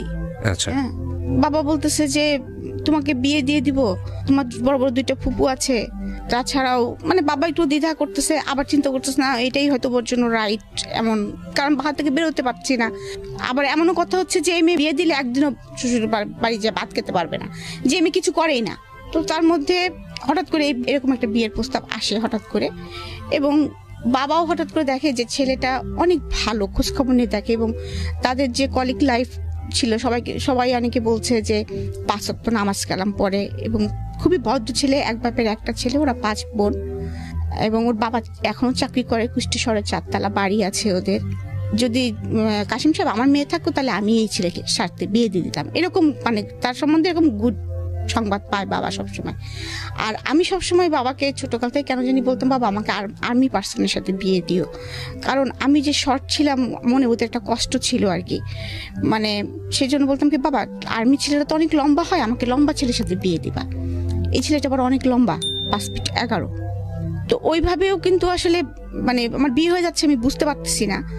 তো আমার মনে নেই সঠিক কারা কারা দেখতে আসছিল আমাকে। তো আমি সেদিন মনে হলো কি যে আমি একটু স্বাধীন, কারণ স্বাধীন মনে হলো কি যে অনেকদিন বাইরে যাইনি, অনেকদিন সাজিনি। আমি আবার সাজতে গুজতে খুবই পছন্দ করতাম। আমার চুলগুলো ছিল অনেক লম্বা লম্বা এবং খুব সুন্দর চুল ছিল আমার মাথায়। তো আমি মাকে বলছি, মা দেখতে আসলে কি শাড়ি পরা যায়? তো মা বলছে হ্যাঁ যাই। তো আমি বোকার মতো মার শাড়ি বাছতেছি, কোন শাড়িটা পরবো। হ্যাঁ, মানে আমি সেদিন অনেক মানে আনন্দ পাচ্ছি, কেন জানি মনে হচ্ছে যে আমি জীবনে একটা স্বাধীন জীবন যাপন করতে চাচ্ছি। হ্যাঁ, যাচ্ছি এরকম। তো আমি মার একটা শাড়ি পছন্দ করেছি, মানে সেজেছি। বাবাকে বলেছি, বাবা তুমি নাস্তা কিনতে যাচ্ছ, আমার জন্য পেস্ট্রি নিয়ে এসো। আমি আবার পেস্ট্রি খেতে খুব পছন্দ করতাম। আমার জন্য গোলাপ ফুল নিয়ে এসো, আমি কিন্তু মাথায় গোলাপ পরবো, এরকম। যাই হোক, তারা আমাকে দেখতে আসছে। আমাদের ড্রয়িং রুমটা ছিল নিচে, আমার দোতলার থেকে আমাকে নিচে নামা নিয়ে আসছে। ওরা আমাকে বিভিন্ন প্রশ্ন করতেছে। দু একটা প্রশ্নের মধ্যে যেমন নামাজ পড়তে পারি কিনা, তারপরে কোরআন শরীফ পড়েছি কিনা, তারপরে কিসে পড়ি, কোন সাবজেক্টে পড়ি। এর মধ্যে আর একটা ছিল যে তখন একটা নাটক হচ্ছিল, হেলাল নামের একটা চরিত্র ছিল আমাদের মধ্যে, ইন্দ্রধলক মিলনের মানে একটা নাটক হচ্ছিল টিভিতে। হেলাল নামের কাউকে চেনেন কিনা, এই নাটকটা আপনি দেখেন কিনা? হ্যাঁ হ্যাঁ হ্যাঁ, সম্ভবত রূপকথা। হ্যাঁ হ্যাঁ, তখন বলছি নাটকটা হচ্ছে, তখন তোমাদের বিটিভি চলতো এবং তখন ওই নাটকগুলো আমরা খুব আগ্রহ সহকারে দেখতাম। তো আমি তখনও জানি না আমার হাজবেন্ডের নাম হেলাল, এই জন্য আমাকে প্রশ্ন করতেছে। হ্যাঁ, তখন বলতেছে হেলালের চরিত্রটা আপনার কাছে কেমন লাগে? কিন্তু ওখানে তো খালেদ খান তো ওখানে ভিলেন পুরা। হ্যাঁ, আমি তো বেটা তো বদমাইশের লাঠি, মানে আমি তো সবসময় স্টেট কাট কথা বলি, আমি সরাসরি বলতেছি বেটা তো বদমাইশের লাঠি। হ্যাঁ, এরকম বলতেছি আর কি। তোরা আবার এটা নিয়ে খুব হাসাহাসি করছে আর কি। যাই হোক, তারপরে আমাকে আমার হাজবেন্ড ঠিকানা লিখতে দিয়েছে। হ্যাঁ, ঠিকানা লিখতে দিয়েছে যে তোমার বাসার ঠিকানা লেখো। আমি আবার ঠিকানা লিখতে যে কুষ্টিয়া বানানটা এস এস এর ঘুল্লিটা কিভাবে দেয়, মানে একটু হলেও তো ভয় পাচ্ছি, ভুলে গেছি। হ্যাঁ, আমি আমার ফুফাতো ভাই সামনে দাঁড়ায় আছে, জিজ্ঞেস করছি এস কেমন করে লেখে রে, ওদের সামনে জিজ্ঞাসা করতেছি। হ্যাঁ, তো ও আবার হেসে ফেলছে, বলছে তুই এস লিখতে পারছিস না। যাই হোক, এই পার্টটা চলে গেল এবং ওরা আমাকে দেখে আমাকে কিছু টাকা, একটা খাম দিল হাতে ধরায়। তো যখন আমি দোতলা সিঁড়ি নিচতলা থেকে, তো বললো তুমি এখন যাও, তোমার সাথে পরে আবার কথা হবে। বাবা বললো মা তুমি উপরে চলে যাও। তা আমি উপরে চলে যাচ্ছি আর ওই টাকাটা গুনতেছি আর হাসতেছি, দেখতেছি যে ওখানে 2000 টাকা না এরকম সামথিং কিছু, এবং বলতেছি আমার ছোট ফুপু আমার সাথে আছে। আমি বলছি দেখ ফুপু, কালকে যাই একটা জিন্সের প্যান্ট কিনবো, একদম ঝাঁকানাকা একটা ব্লু প্যান্ট দেখে আসছি, ওইটা আমি কিনবই। এরকম আমার যে বিয়ে হয়ে যাচ্ছে আমি এটা বুঝতে পারতেছি না। আমার মা একটা সাদা পাঞ্জাবির উপরে ফেব্রিক্স করে আমাকে যে পাঞ্জাবিটা বানাই দিয়েছে না, ওইটার সাথে আমি ব্লু প্যান্ট দিয়ে পরবো, মানে এরকম করে বলতেছি। খুব খুশি হয়েছে টাকাগুলো হাতে পেয়ে। এরকম 2-3 দিন যাওয়ার পরে আবার শুনি আমাকে দেখতে আসবে। এবার কারা আসবে? এবার মুরব্বী মহলরা আসবে। আচ্ছা, ওই হেলাল সাহেবের মুরব্বী যারা ছিলেন, হ্যাঁ, আমার মানে শ্বশুর আসবেন, শাশুড়ি আসবেন, তা আরো খালা শ্বশুর টশুর তারা আছেন, তারা আসবেন এবং তারা পাকা কথা বলবেন। এটা তো আমাকে বলা হয় না, আমাকে বলছে দেখতে আসবেন। আমি বলছি বাবা বারবার আমার যেতে ভালো লাগছে না, এদিন কি শাড়ি পরতে হবে? বাবা বলছি ইচ্ছে হলে পরো, না হলে না পরো। তো সেদিনও শাড়ি পরলাম, কিন্তু সেদিন আমি কেন জানি ভয় পাচ্ছিলাম। তো যাই হোক, দেখতে আসে আমার শাশুড়ি, এখন জানি সে আমার শাশুড়ি, তখন আমার শাশুড়ি ছিলেন না আর কি। তো ওই মহিলাটা আমাকে বললেন দাঁড়াতে বললেন এবং হাঁটতে বললেন। হ্যাঁ, তো দাঁড়াতে এবং হাঁটতে বললেন। আমার এটা খুব প্রেস্টিজে লেগে যায়। এবং আমার ছোট ননদ ছিল সাথে, ছোট ননদ মানে এখন সে ছোট ননদ, একটা মেয়ে ছিল আর কি সাথে, অল্প বয়স্ক। ওর সঙ্গে দেখলাম যে আমাকে মাপ দেওয়া হচ্ছে, কারণ তাদের ছেলে লম্বা, আমি শর্ট, ওরা তো প্রথমে এসে দেখে গেছে এটা। যখনই আমাকে মাপ দেওয়া হচ্ছে, আর আমার তো শর্ট নিয়ে আমার একটু প্রবলেম ছিলই, মানে মনের ভিতরে আমি একটু ছোট ছিলামই, আমি হাউমাউ করে ওখানে কান্না করে দিছি যখন, তখন আমার বাবা আসেনি, মা তখন ওখানে ছিলেন। মেয়েরা যেহেতু উপরে বসছে আর বাবা হচ্ছে ছেলেদের নিয়ে নিচে বসছে আর কি। পরে মা কিভাবে পরে আমাকে বলছে মা তুমি ঘরে চলে যাও। আমি ঘরে চলে গেছি। তখন মা মনে হয় বাবাকে কিছুটা হলো বলেছে। তা আমার বাবা নিজ থেকেই ওনাদেরকে তখন বলেছে আমার মেয়ে আমি বিয়ে দিব না। তখন আমার শ্বশুর নাকি জিজ্ঞেস করেছে যে কেন দিবেন না? আমরা তো দেখলামই না, মামনির মুখটা তো আমাদেরকে দেখালেন না, মেয়েরা উপর থেকে দেখেছে, ছেলেদের সামনে, তখন আমার শ্বশুরদের সামনে আমি যাইনি। তখন বলতেছে যে না আমার মেয়ে, বাবার এটা শুনে মন খারাপ হয়েছে যে আমাকে মাপ দিয়েছে ওরা। হ্যাঁ, আর আমাদের ফ্যামিলির তো এরকম না, এত অড না যে এখনো মেয়ে তোমার দাঁত দেখি, মেয়ে তোমার চুল দেখি, এই টাইপের তো না। হ্যাঁ, বাবার এটা অবশ্যই প্রেস্টিজে লেগেছে। তো বাবা বলছে আমার মেয়ে আমি এখানে বিয়ে দিব না, এখানে বিয়ে দিব না বলছে, আসলে আমি মেয়ে না এখন বিয়ে দিতে চাচ্ছি না, মানে কায়দা করে যা বলার হয়তো বাবা বলেছে এরকম। তখন আমার শ্বশুর নাকি বলেছে দেখেন আমরা আসলাম, ঠিক আছে মামনিটাকে দেখি, বিয়ে দেবে না দেবে না আপনি পরে ডিসিশন নেন, আমাদেরকে একটু এক নজর দেখতে দেন। তো আমার মনে আছে যে আমাদের উপরেও একটা বসার রুম ছিল আর কি, তো ওনাদেরকে ওখানে ডেকে নিয়ে আসা হয় এবং আমি আর সামনে যাব না, কিছুতেই যাব না। আমার তখন একদম শুরু হয়ে গেছে, না আমি যাবো না, সামনে যাবো না, ওদের সামনে যাবো না, ওরা আমাকে মাপ দিচ্ছে কি করছে না করছে, আমি যাবো না ওদের সামনে। তো জোর করে ওয়ান কাইন্ড আমাকে ধরে নিয়ে আসা হয়। তো আমি যখন রুমে ঢোকার পরে বসতে বললো, বসলাম। তো আমার শ্বশুর ঢাকায় নিয়ে আসেন, আমি বাবা আমার তখন আর ওইগুলো মনে নেই। আমি তখন দেখতেছি যে আমি একটু স্বাধীন হয়েছি, আমি কেনাকাটা করতে পারতেছি ধুমসে, যে শাড়িটা চাচ্ছি বাবা দিচ্ছে, যে জামাটা চাচ্ছি দিচ্ছে, মানে সবকিছু মোটামুটি ইয়ে করতেছি। এবং সোনার দোকানে যা চাচ্ছি, মানে এরকম সোনা কিনতে কিনতে আমি প্রায় 50 ভরি সোনা কিনে ফেলছি। ওকে, এমন কথা বাবাকে বলতেছি, বাবা আমার কি এই বিয়েটা পরে যখন আরেকটা বিয়ে হবে তখনও কি আবার তুমি আমাকে দিবা? হ্যাঁ, এবং so fine, this is the thing that ওনার মেন্টাল ম্যাচুরিটিটা কি ছিল। বাট এখানে আমার কথা বলার আছে, আমি জানি না যে সামনে কি ঘটবে, বিকজ কিছু তো প্রেডিকশন তৈরি হয়, সব মানুষেরই তৈরি হয়। যারা জীবন গল্প শুনছেন তারা হয়তো বুঝতে পারছেন যে কিছু একটা ঘটতে যাচ্ছে, যেটা হয়তো তাদের ভাবনার সাথে মিলেও যেতে পারে। কিন্তু আমার কথাটা হচ্ছে যে আপনার বাবা বা ফ্যামিলির যারা মেম্বাররা ছিলেন তারা তো আপনার মেন্টাল ম্যাচুরিটিটা বুঝতেন। উইথ ডিউ রেসপেক্ট, বাবা কিংবা মার জায়গা কখনোই মূল্যায়ন করা যায় না, যত বড় প্রবলেমই হোক না কেন, ভুল হোক না কেন। কিন্তু কখনো কখনো এই ইকুয়েশনগুলো আমাদের মতো মানুষের জায়গা থেকে, প্রশ্নের জায়গায় থেকে যায় যে যেই মেয়েটা বিয়ে ব্যাপারটাকে লিবার্টি হিসেবে দেখছে এবং একই সাথে কিনতে কিনতে এরকম মনে করছে যে মানে আরেকটা বিয়ে হলে বোধহয় আরও জিনিসপত্র কেনা যাবে, সেখানে বাবার চিন্তাটা কি বা মায়ের চিন্তাটা কি ছিল যে মেয়েটাকে বিয়ে দেওয়া মানে হচ্ছে কি করা, আমি ঠিক জানি না, হয়তো মনে করেছে যে কপাল যদি ভালো থাকে তাহলে ওই সংসারে গেলেও হয়তো এরকম আদরই পাবে, হয়তো এরকমই মনে করেছে, কারণ একটা ছেলে শুনেছে যেহেতু। হ্যাঁ, এবং যেহেতু শ্বশুরে সেরকম বলে গেলেন যে আমি আমার মাকে দেখেছি, সো সামহাউ পজিটিভ নিশ্চয়ই ভেবেছেন, নইলে তো আসলে ওই একটা ঘটনার পরেই বাদ হয়ে যাওয়ার কথা। কথা। একটা জিনিস চিন্তা করেছিলেন যে আমি কুষ্টিয়া থেকে কুষ্টিয়া বাড়ি পড়ালেখাটা কন্টিনিউ করে নিয়ে যেতে পারবো, তারপর সেকেন্ড যখনই খুশি, আমাদের 20 টাকা রিক্সা ভাড়া আর কি ডিফারেন্স, এই পাড়া ও পাড়া বাড়ি, বাবা যখন খুশি তখন আমাকে দেখে আসতে পারবেন এক নজর অন্তপক্ষে, শ্বশুর বাড়ি থাকি বাবার বাড়ি থাকি, পজিটিভলি চিন্তা করেছেন। তো কি হলো তারপর? শপিং এর পর তারপরে শপিং টপিং করতেছি, এরকম খুব মজা করতেছি, এবং এমনকি আমার হাজবেন্ডের জন্য একটা আংটি কিনে নিয়ে আসা হয়েছে, ঘড়ি টড়ি কিনেছে আড়ং থেকে, বাবা পাঞ্জাবি শেরওয়ানি টেরওয়ানি কিনেছে। তো আমি আবার বলছি, বাবা দেখছো ওই লোকটার আংটির উপরে একটা ঘোড়া আঁকানো, ওই লোকটার যেরকম ঘোড়ার মতো চেহারা, ঘোড়া আঁকানো, এরকম বলতেছি আর কি। বুঝি না তো, আমার হাজবেন্ড তখন যেহেতু লম্বা ছিল, খুব হ্যাংলা ছিল, আমি খুব ভালো করে দেখিনি, ওই এক নজর যা দেখেছি সেটাতে আমার যা মনে হয়েছে আমি সেটা বলেছি আর কি। তো বাবা বলে, ছিমা এরকম করে বলতে হয় না, এটা কিন্তু বলতেছি, তাও বাবার মোটরসাইকেলের উপর পা দোলাচ্ছি বিকালবেলা বসে বসে, আর এরকম বলতেছি বাবাকে। যাই হোক, এরকম করতে করতে বিয়ের দিন এসে যায় আর কি। বিয়ের দিন এসে যায়, সেদিনও আমি খুব উৎফুল্ল।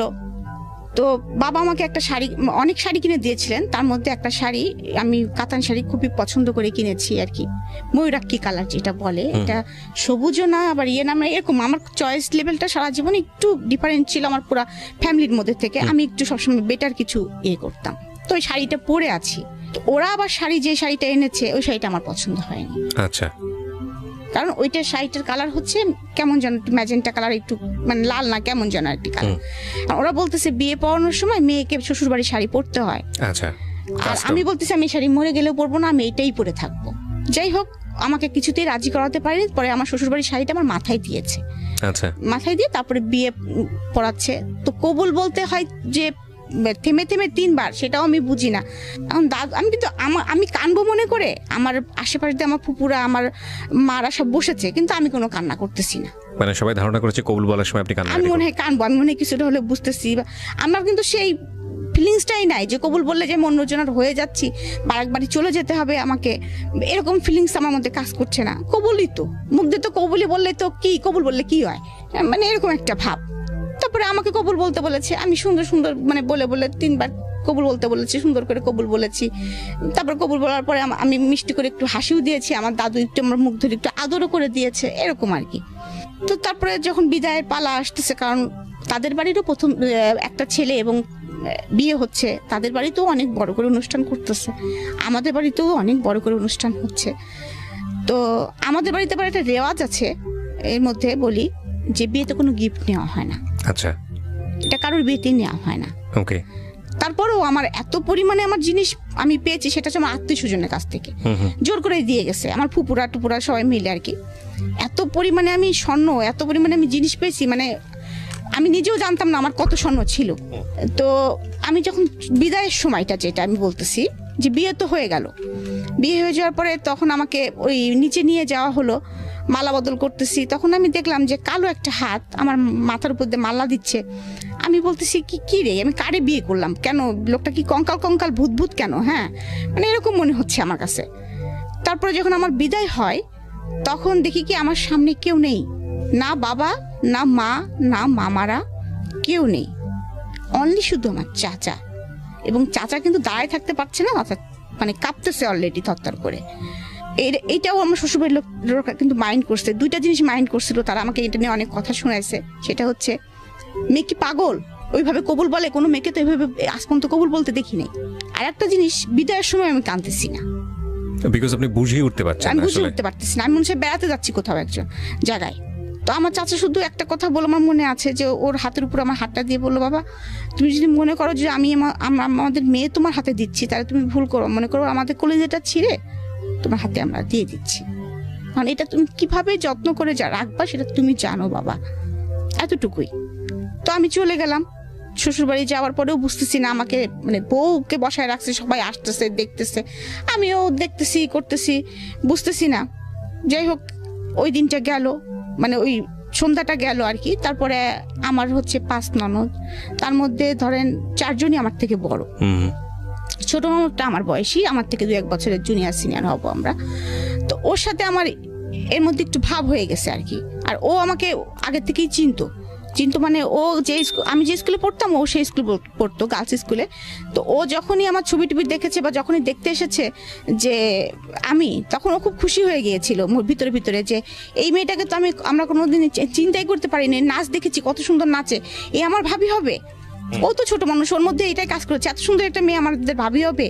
হ্যাঁ, ও খুব খুশি, ও আমার হাতে ভাব জমানোর খুব চেষ্টা করতেছে, আমার পিছপিছই আছে আর কি সে। তো আমাকে জামা কাপড় চেঞ্জ করিয়েছে, আমার ননদ আমাকে শাড়ি পরিয়েছে, আর ওই মানে বিয়ের শাড়ি সাজগোজ খুলে একটা শাড়ি টাড়ি পরিয়েছে, এরকম বাড়ি ভর্তি লোকজন চলতেছে। যাই হোক, তারপরে রাত আসছে, আমাকে তো রাত্রে খেতে দিছে, আমি তো খেতে পারি না হাত দিয়ে, আমি তো ছাড়াই ভাড়াই খাচ্ছি, কোনো রকম কি খাচ্ছি সেটাও বুঝতে পারতেছি না। মানে আমি আবার তখন আবার বুঝতে পারতেছি, মানে মনের ভিতরে এতটুকু উপলব্ধি আসতেছে যে চিনি না তো, হ্যাঁ চিনি না তো, আমি কোথা থেকে কোথায় আসলাম আমি তো বুঝতে পারতেছি না কিছু। হ্যাঁ, আমার হাতে তো কই আব্বু আম্মু আসলো না, কেউ তো আসলো না, মানে এরকম মনে হচ্ছে। কেউ তো খোঁজ নিচ্ছে না, বাবা তো এখান থেকে এইটুক চলে তো আসতে পারে, এতক্ষণ তো বিয়ের ঝামেলা শেষ হয়ে গেছে, বাবা তো আর চলে আসতে পারে, মা তো চলে আসতে পারে, এরকম মনে হচ্ছে মনের কাছে। কই কেউ তো আসতেছে না, এরকম মানে মনের ভিতরে হচ্ছে। তো ওরা যা বলতেছে সেটাই করতেছি আর কি। দেখলাম মাগরিবের নামাজের সময় একটা লোক ঢুকলো আমার ঘরে, আমি বুঝতেছি যে এটা আমার মনে হয় হাজবেন্ড, কারণ আমার ঘরে তো যে কেউ ঢুকবে না। মানে আমার ঘর মানে আমাকে বিয়ে করায় নিয়ে যে ঘরটায় বসায় রাখা হয়েছে, সে আমার সামনে নামাজ পড়লো, আমার সাথে কিন্তু কোনো কথা সে বলে নাই, আমিও কোনো কথা বলি না, কারণ আমি তো বুঝি না অত কিছু। তারপরে খাওয়া দাওয়া শেষে রাত আসলো, তো দেখতেছি বাসর ঘরটা সাজানো। তখনই হয়তো বা আমি এখনকার সময় যদি বিয়ে হতো, সাপোজ এখনকার সময় বা আরো 5 বছর পরে বিয়ে হতো, তখন হয়তো ঠিকই ওটা আমার চোখে পড়তো। কারণ আমি যে চুজি, বাসর ঘরটা কেন এমন করে সাজানো, যেটা ফুল দিয়েও সাজানো না, কিছু গাঁদা ফুল দিয়েছে এবং কিছু বেলুন দিয়েছে, যে যেমন হচ্ছে বার্থডে ভাব। তো আমি আবার হাসতেছি, কিন্তু আমাকে যখন ওই ঘরে বসাইছে তখন কিন্তু আমার ছোট নোটটাকে বলতেছে এই বেলুনগুলো ফাটবে না তো, রাত্রে ঠাস করে বেলুন ফাটবে, কি মজা না, এরকম বলেও ফেলছি মুখ দিয়ে আর কি। তো যখন আমাকে ওই ঘরে রেখে তারা চলে যাচ্ছে, তা আমার মেজো ননদটা, ওনাকে আমি আপা, মানে যদিও আমার হাজবেন্ড থেকে ছোট সে, আমি এখনো আপাই বলি তাকে। তা আমি তখন বলতেছি কি, আপা আপনি হচ্ছে যায়েন না, আমি তো আপনার সঙ্গে ঘুমাবো, আমি একা একা ঘুমাতে পারবো না, ভয় লাগতেছে, আপনারা সবাই করে। আমি তখনও জানি না লোকটা আমার ঘরে ইন করবে, আমি মনে করতেছি হয়তো এই ঘরে আমাকে একাই ঘুমাতে দিবে। তো এইটু জানি যে বাসরাত হয় মানুষের, কিন্তু ওরকম সাজানো ওরকম ঘরে যে বাসরাত হয় আমি এটা তো বুঝতে পারতেছি। যাই হোক, আপাকে ধরে বসছি যে আপা আমি তো আপনার সঙ্গে ঘুমাবো, আপনি আমার সঙ্গে ঘুমান। বলতেছে না না তুমি ভয় পাও না, তোমার সঙ্গে ঘুমাবে তো, ভাই তোমার সঙ্গে থাকবে, তুমি টেনশন করো না, ভয় পাবা না তুমি। তো আমি তো তখন আরো ভয় পেয়ে গেছি যে কি ব্যাপার, একটা ছেলে থাকবে আমার সাথে। হ্যাঁ, আমি তো কখনো ছেলে মানুষের সঙ্গে ঘুমাইনি, আমি বাবার সঙ্গে ঘুমাইছি, চাচুর সঙ্গে ঘুমাইছি। তারপরেও যতই ইয়ে করি, ওটা নতুন জায়গা তো আমি তত ইয়ে করতে পারছি না। যাই হোক, আমার হাজবেন্ড ঢুকলো ঘরের মধ্যে, ঢোকার পরে সে পাশে বসতো, শীতকাল ছিল তখন, ডিসেম্বরে আমার বিয়েটা হয়েছে, ডিসেম্বরের 6 তারিখে। তখন আমি 16 বছর আমার বয়স। তখন আমি মানে বুঝতে পারতেছি না কি করব, আমি কিন্তু লেপ কম্বল কিছু গায়ে দেওয়া না, আমি এমনি এরা বসা, শীতে কাঁপতেছি আর কি, একটা শাল মনে হয় কোনো রকম জড়ানো গায়ে। তার মানে বলতেছে তুমি লেপের মধ্যে পা দিয়ে বসো, ঠান্ডা তো। হ্যাঁ, তখন বলতেছে যে তুমি, আমি কিসে পড়ি, আবার ওই একই কথা সে জিজ্ঞেস করতেছে কিসে পড়ি, তারপরে আমি আমার সাবজেক্ট কি এগুলো জিজ্ঞেস করতেছে, কোন স্যারের কাছে প্রাইভেট পড়তে যাই, নামাজ পড়তে পারি কিনা, কোরআন শরীফ পড়তে পারি কিনা, এগুলো জিজ্ঞেস করতেছে। আমি সে নামাজ পড়ি, মাঝে মাঝে পড়ি, হ্যাঁ, কোরআন শরীফ পড়তে পারি না, সোজা উত্তর। হ্যাঁ, তারপরে বলতেছে যে, তারপরে এটা জিজ্ঞেস করার পরে সে আমাকে এমন একটা অড প্রশ্ন করছে যেটার জন্য আমি কখনোই কোনোদিন প্রস্তুত ছিলাম না। আজকে আমি বলতেছি, ফিল করতেছি যে এই প্রশ্নটা মানে আমি জীবনে ভুলবো না। মানে এই কথাগুলো বলার পরে যে সে আমাকে বলতেছে যে তোমার মানে ডেট কবে। আমি বুঝতে পেরেছি, আমরা হয়তো ইন ডিটেইলি যাব না, বাট জীবনের কিছু কিছু মোমেন্ট থাকে যেগুলো কারো কারো জীবনের সারা জীবনেরই একেবারে ব্যক্তিগত অনুভূতি, সেটা হয়তো কারোর সাথে শেয়ার করার মতো না, কিন্তু কখনো কখনো ওই মোমেন্টগুলোই একটা সামাজিক শিক্ষার অংশ হয়ে দাঁড়ায়, কখনো কখনো ওই মোমেন্টগুলোই আরেকজনের জন্য একটা অনেক বড় শিক্ষণীয় হয়ে দাঁড়ায়। আপনার এই যে রাতের গল্পটা আপনি বলছেন, এটা প্রত্যেকটা মানুষের জীবনেরই স্মরণীয় রাত, ভয়ঙ্কর রকমভাবে প্রত্যাশিত রাত, এবং এই রাতেই প্রত্যেকটা ছেলে এবং মেয়ে আমার যেটা মনে হয় যে সবারই একটা স্বপ্ন থাকে, একটা সুন্দর একটা মেমোরি যাতে সারাটা জীবন তারা ক্যারি করতে পারে। এই স্বপ্নটা যখন সে তার জীবনের আরেকজন মানুষের প্রয়োজন, সেটা ছেলের জায়গা থেকে হোক বা মেয়ের জায়গা থেকে হোক, মানে একটা মেয়ে যখন একটা ছেলেকে কল্পনা করে বা একটা ছেলে যখন একটা মেয়েকে কল্পনা করে, এইটা বুঝতে শেখে যখন থেকে, একদম নর্মালি যখন বুঝতে শেখে তখন থেকে সে কল্পনা করা শেখে। এটা বৈজ্ঞানিকভাবে যেমন সত্য এবং খুব নর্মালি আমাদের জীবনে এটা সত্য। এবং এই কাঙ্ক্ষিত রাতটা যখন স্বপ্নের মতো না হয়, এবং স্বপ্নের মতো না হলেও হয়তো বা সমস্যা না, পছন্দনীয় না হলেও সমস্যা না, কিন্তু যখন ভয়ঙ্কর হয়ে দাঁড়ায় তখন সেটা সারা জীবনের জন্যই একটা বড় সমস্যা। কখনো কখনো সেই ভয়ঙ্কর এক্সপিরিয়েন্সগুলো 8-10টা মানুষের জীবনে ওই ভয়ঙ্কর এক্সপিরিয়েন্স যাতে না হয় সেজন্য হয়তো বা যতটুকু যেভাবে শেয়ার করা প্রয়োজন সেভাবে আমরা শেয়ার করার সুযোগ দিই। আমরা ছোট্ট একটা বিরতি নেব প্রিয় শ্রোতা। আপনাদেরকে আরও একবার মনে করিয়ে দিচ্ছি, আপনারা শুনছেন মিস্টার ম্যাঙ্গো ক্যান্ডি প্রেজেন্স জীবন গল্প, আমি আরজে কিবরিয়ার সাথে। ছোট্ট একটা বিরতির পর আবারও ফিরে আসছি। জীবনে অনেক ভুল হয় এবং একজনের ভুল থেকে আমরা অনেক সময় অনেক কিছুই শিখি। ঠিক আছে, তো আপনার জীবনে যে ঘটনাটা ঘটলো তারপর কি হলো? তো তারপরে মানে এটা আমি কিভাবে বলবো বুঝতে পারছি না, মানে এক্সপ্লেন করব কিভাবে, আই ডোন্ট নো।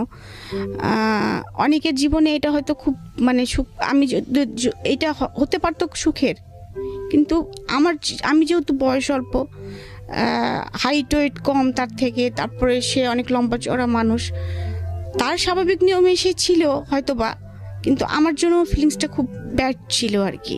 আমি খুব কষ্ট পাচ্ছিলাম আর কি, সোজা কথা। এবং আমি আগেই বলেছি যে আমার স্কিন খুব পাতলা ছিল, আমি রান্না কখনো তো কাজ করিনি, কখনো রোদে পুড়িনি, কখনো মানে ছিলাম আর কি একটু। তো আমার কিন্তু একটুতে গায়ে ফোসকা পড়তো, মানে এমন হচ্ছে একটু বেশি রোদে হলেও দেখা যাচ্ছে আমার গায়ে লাল লাল ছোপ ছোপ দাগ পড়ে যেত। একটু বেশি রোদে গেলে বা বেশি গরম লাগলে আমি কিন্তু গরম সহ্য করতে পারতাম না, আমার নাক দিয়ে ব্লাড এসে যেত। তো উনি আমাকে যে আদরের নমুনাটা দেখিয়েছে, ইট ওয়াজ নট হিউম্যানিটিক, এটা আলটিমেটলি মানবিক আচরণ ছিল না, আপনি যেটা বলতে যাচ্ছেন। তারপর সে আমাকে বোঝানোর চেষ্টা করেছে, এটুকু আমার মনে আছে, যে না তুমি কষ্ট পাচ্ছ, এটা ঠিক, কষ্ট পেও না, এটা হয়, এটা ঠিক হয়ে যাবে আস্তে আস্তে। যাই হোক, সকাল হলে পরের দিন সকালে বউ ভাত, বাসার অনুষ্ঠান কমানো। তো আমি কাউকে কিছু বলতে পারছি না, কিন্তু মনের ভিতরে তখনই একটা আমার কষ্ট ঢুকে গেছে কিন্তু অলরেডি, যে এটা কি হলো, বিয়ে মানে কি এরকম, আমি এটা কিন্তু বুঝতে পারতেছি না, বিয়ে মানে কি এরকম, আর এই লোকটার সাথে তাহলে আমাকে এভাবে থাকতে হবে। মানে আমি সবকিছু মিলে আমার মাথার মধ্যে হজবরল অবস্থা হয়ে গেছে একটা আর কি। আর আমি খালি অপেক্ষা করতেছি কখন বাবা মা আসবে, কখন কে আসবে, মানে আমি অপেক্ষা করে আছি আর কি। মানে আমার ভালো লাগছে না, সোজা কথা ভালো লাগছে না। আমি সকালেও তেমন ভাবে খাচ্ছি না, কিন্তু আমার হাজবেন্ড দেখতে সকালবেলা থেকে স্বাভাবিক, সে ঘুরতেছে, সবার হাতে কথা বলতেছে আর কি, আমার অন্যরা আমার ঘরে আসতেছে, সব কিছু স্বাভাবিক, অনুষ্ঠান সব কিছু স্বাভাবিক।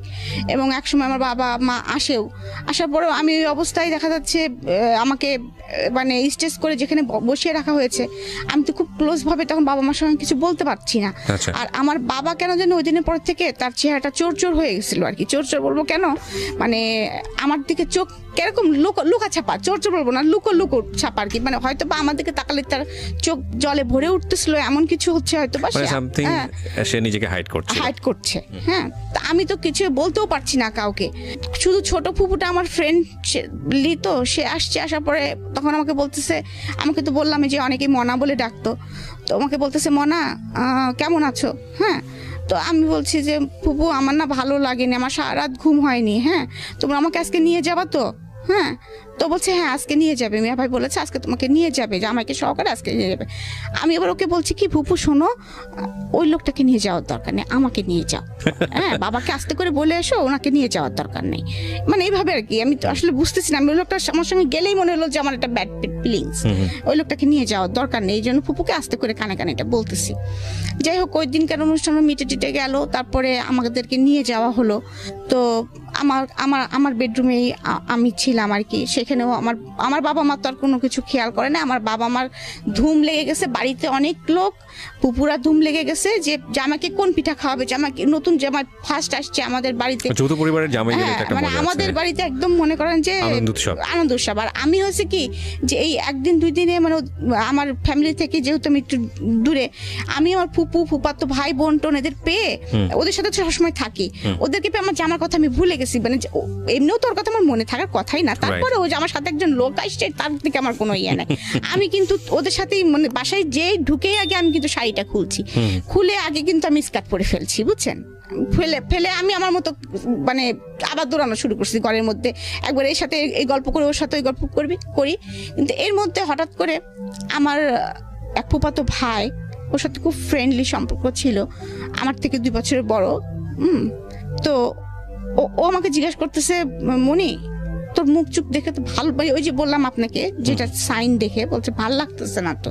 হ্যাঁ, তখন আমি বলতেছি কি যে ভাই জানো লোকটা না একটু ভালো না, হ্যাঁ লোকটা না খুব খারাপ, অনেক চরিত্র খারাপ।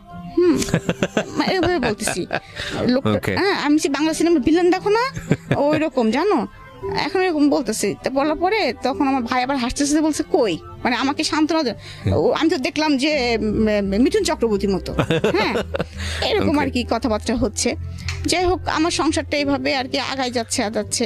আমি শ্বশুর বাড়িতে যাই আসি, বাবার বাড়িতেও থাকি, কিন্তু আমি কিন্তু এইগুলো আসলে তখন কিন্তু বুঝি না যে শ্বশুর বাড়ি গেলে কাজ করতে হয় কি করতে না হয়। আমার হাজবেন্ড সকালবেলা অফিসে চলে যান, আমি হয়তো গুসল টুসল করে। উনি কি ছিল, পেশা কি ছিল? উনি ছিল তখন অ্যাসিস্ট্যান্ট ইঞ্জিনিয়ার। হ্যাঁ, উনি হচ্ছে বিএসসি ইঞ্জিনিয়ার যেটা বলে আর কি আপনার পানি উন্নয়ন বোর্ডের। তো আমি তখনও কিন্তু বুঝি না, তো আমি নাস্তা খাই, ছোট ননদের সাথে সময় পাস করি, কিন্তু আমার শাশুড়ি মনে মনে খুব খেপে যাচ্ছে।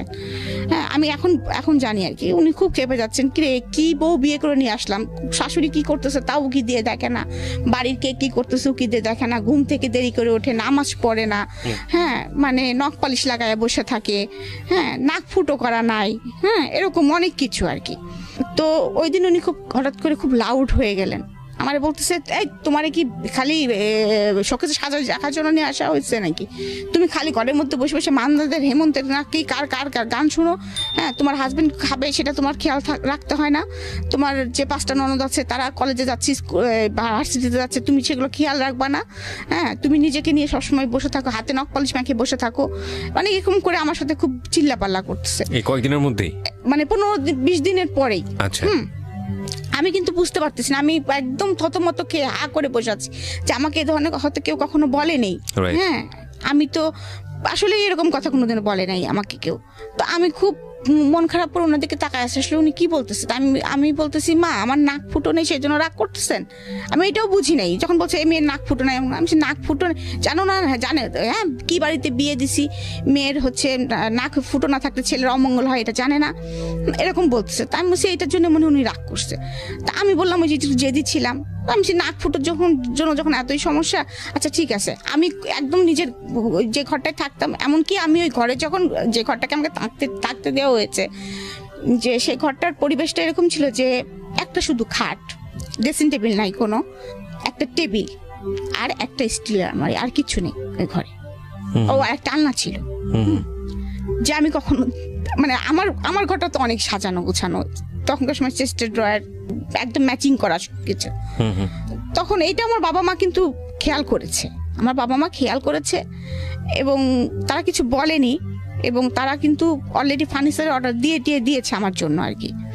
এবং আমার ঘরে যে ওই বাসায় যে রঙিন টিভি নাই এটাও খেয়াল করেছে তারা, সাদা কালো টিভি দেখে তারা, ফ্রিজ একটা ছোট, কিন্তু বাড়ি কিন্তু 4 বাড়ি, 2টা ফ্লোর নিয়ে আমরা থাকি, কিন্তু ফার্নিচারের ডিজাইনগুলো সব পুরাতন এরকম আর কি।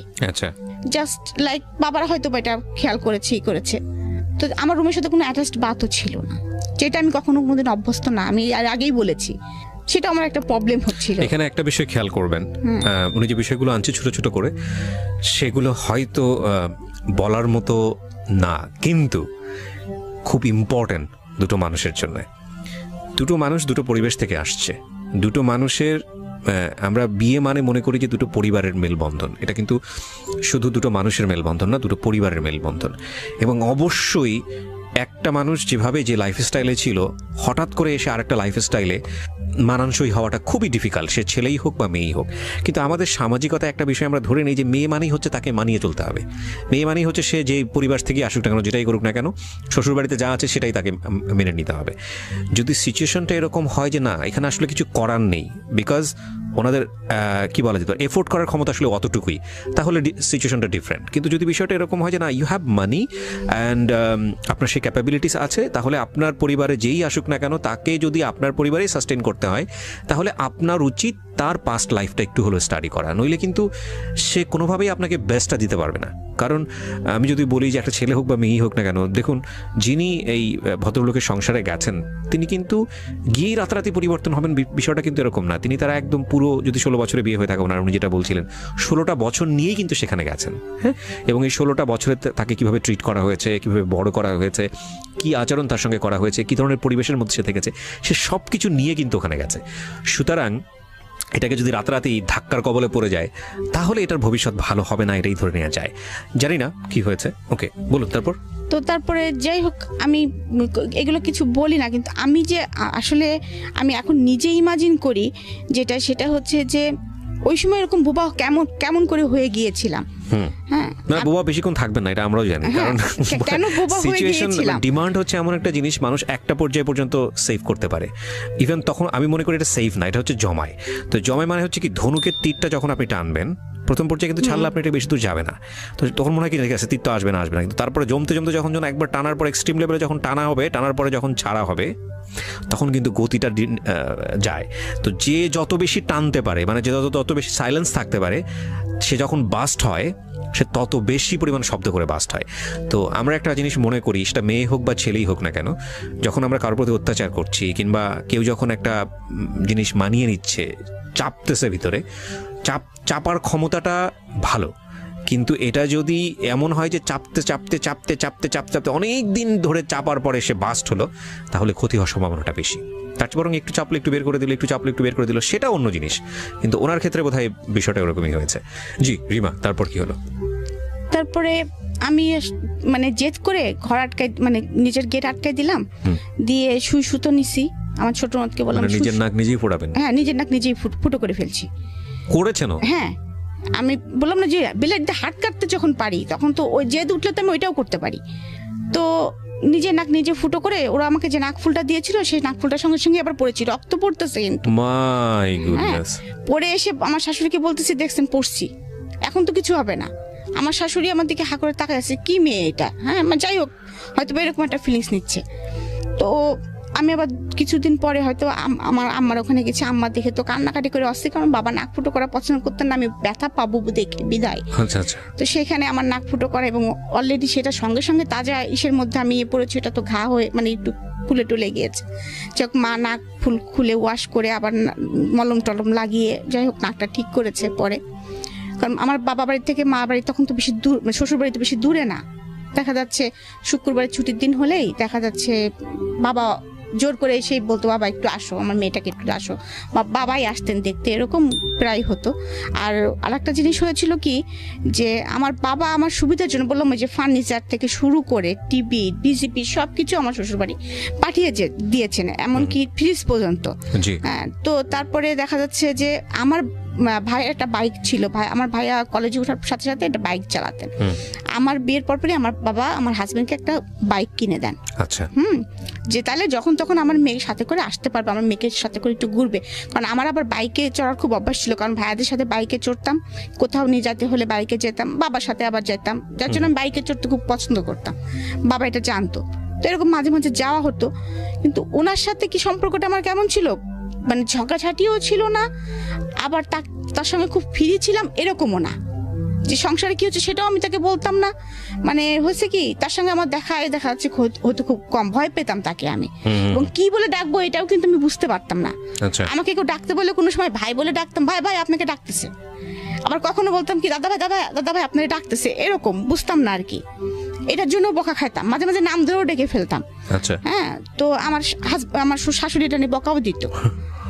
তো এরকম একদিন এরকম চলতেছে আমার সংসার আর কি, বকাঝকা খাচ্ছি, বুঝতে পারতেছি না কি হচ্ছে না হচ্ছে। আম্মার কাছে মাঝে মাঝে যাই, বলতেছি আম্মা এরকম বকা দেয় কেন ওনারা, আমি তো কাজ করতে পারি না, হ্যাঁ এরকম বলি।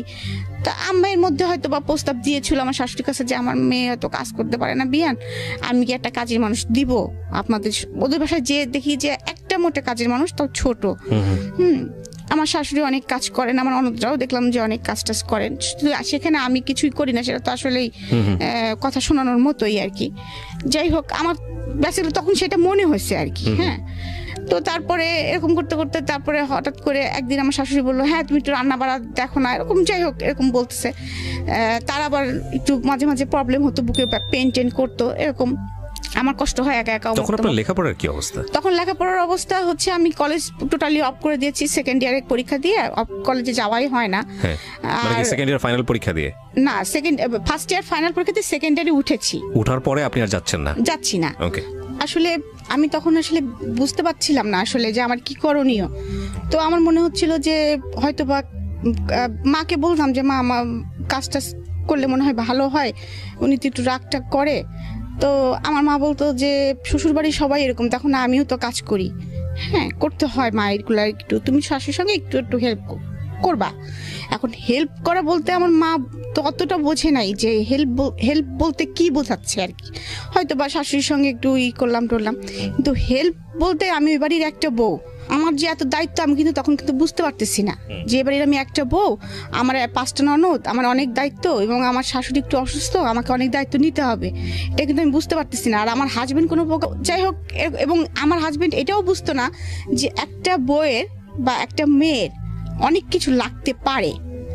এইভাবে আমি আর কি লাইফ লিড করতেছি আর কি। আর আমি যখন বাবা বাড়ি আসি তখন আমার মা যেটা ভালো লাগে সেটা আমার জন্য কিনে রাখে, বা আমাকে সাথে করে নিয়ে যায় মার্কেটিং করে। এবং আমি অনেক সময় কাঁদতাম যে বাবা আমার কাছে তো টাকা নাই, হ্যাঁ আমার কাছে তো টাকা নাই, আমি তো চটপটি খেতে পছন্দ করি, আমাকে তো কেউ চটপটি ফুচকা খাওয়াতে নিয়ে যায় না, এই করে না।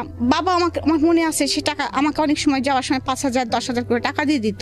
এইগুলো আবার দেখা যাচ্ছে আমি আমার ননদদের পিছনেই খরচ করতাম, এই তোরা কি কিনবি বল, আমার কাছে টাকা আছে। আমি কিন্তু আসলে ওইভাবে কখনোই, ওরা আমাকে আপন না মনে করলো, আমি কিন্তু সবসময় এইভাবে। আবার দেখা যাচ্ছে যে ভাবি তোমার না অনেক সুন্দর সুন্দর আংটি, এই তো আংটি নিবি, আমার না বক্স ভর্তি আংটি আছে, নিয়ে যে দিয়ে দিতাম ওদের, ওরা কয়টা নিয়েছে সেটাও কিন্তু আমি কোনোদিন খেয়াল করতাম না এরকম। তারপরে আমি এরকম ভাবে আমার সংসার চলছে। এর মধ্যে আমার পরীক্ষা এসে যায়, তো মা বলে পরীক্ষা তো দিতে হবে তোমাকে। তা আমি বলি বিয়ে দিছো তো আবার পরীক্ষা দিব কেন, আমার আর পড়ালেখার প্রতি তেমন কোনো আগ্রহ নাই আর কি। সারাদিন কাজ করে আমার আর ইচ্ছে করে না পড়ালেখা করি। আচ্ছা। তো আম্মা কি করতেন, আম্মাকে দুপুর মানে 4টার দিকে এসে নিয়ে যেতেন, প্রাইভেট পড়ায়। আবার আম্মা আমাকে মানে সন্ধ্যার পরে যখন প্রাইভেট পড়া শেষ হতো মা আমাকে দিয়ে যেতেন।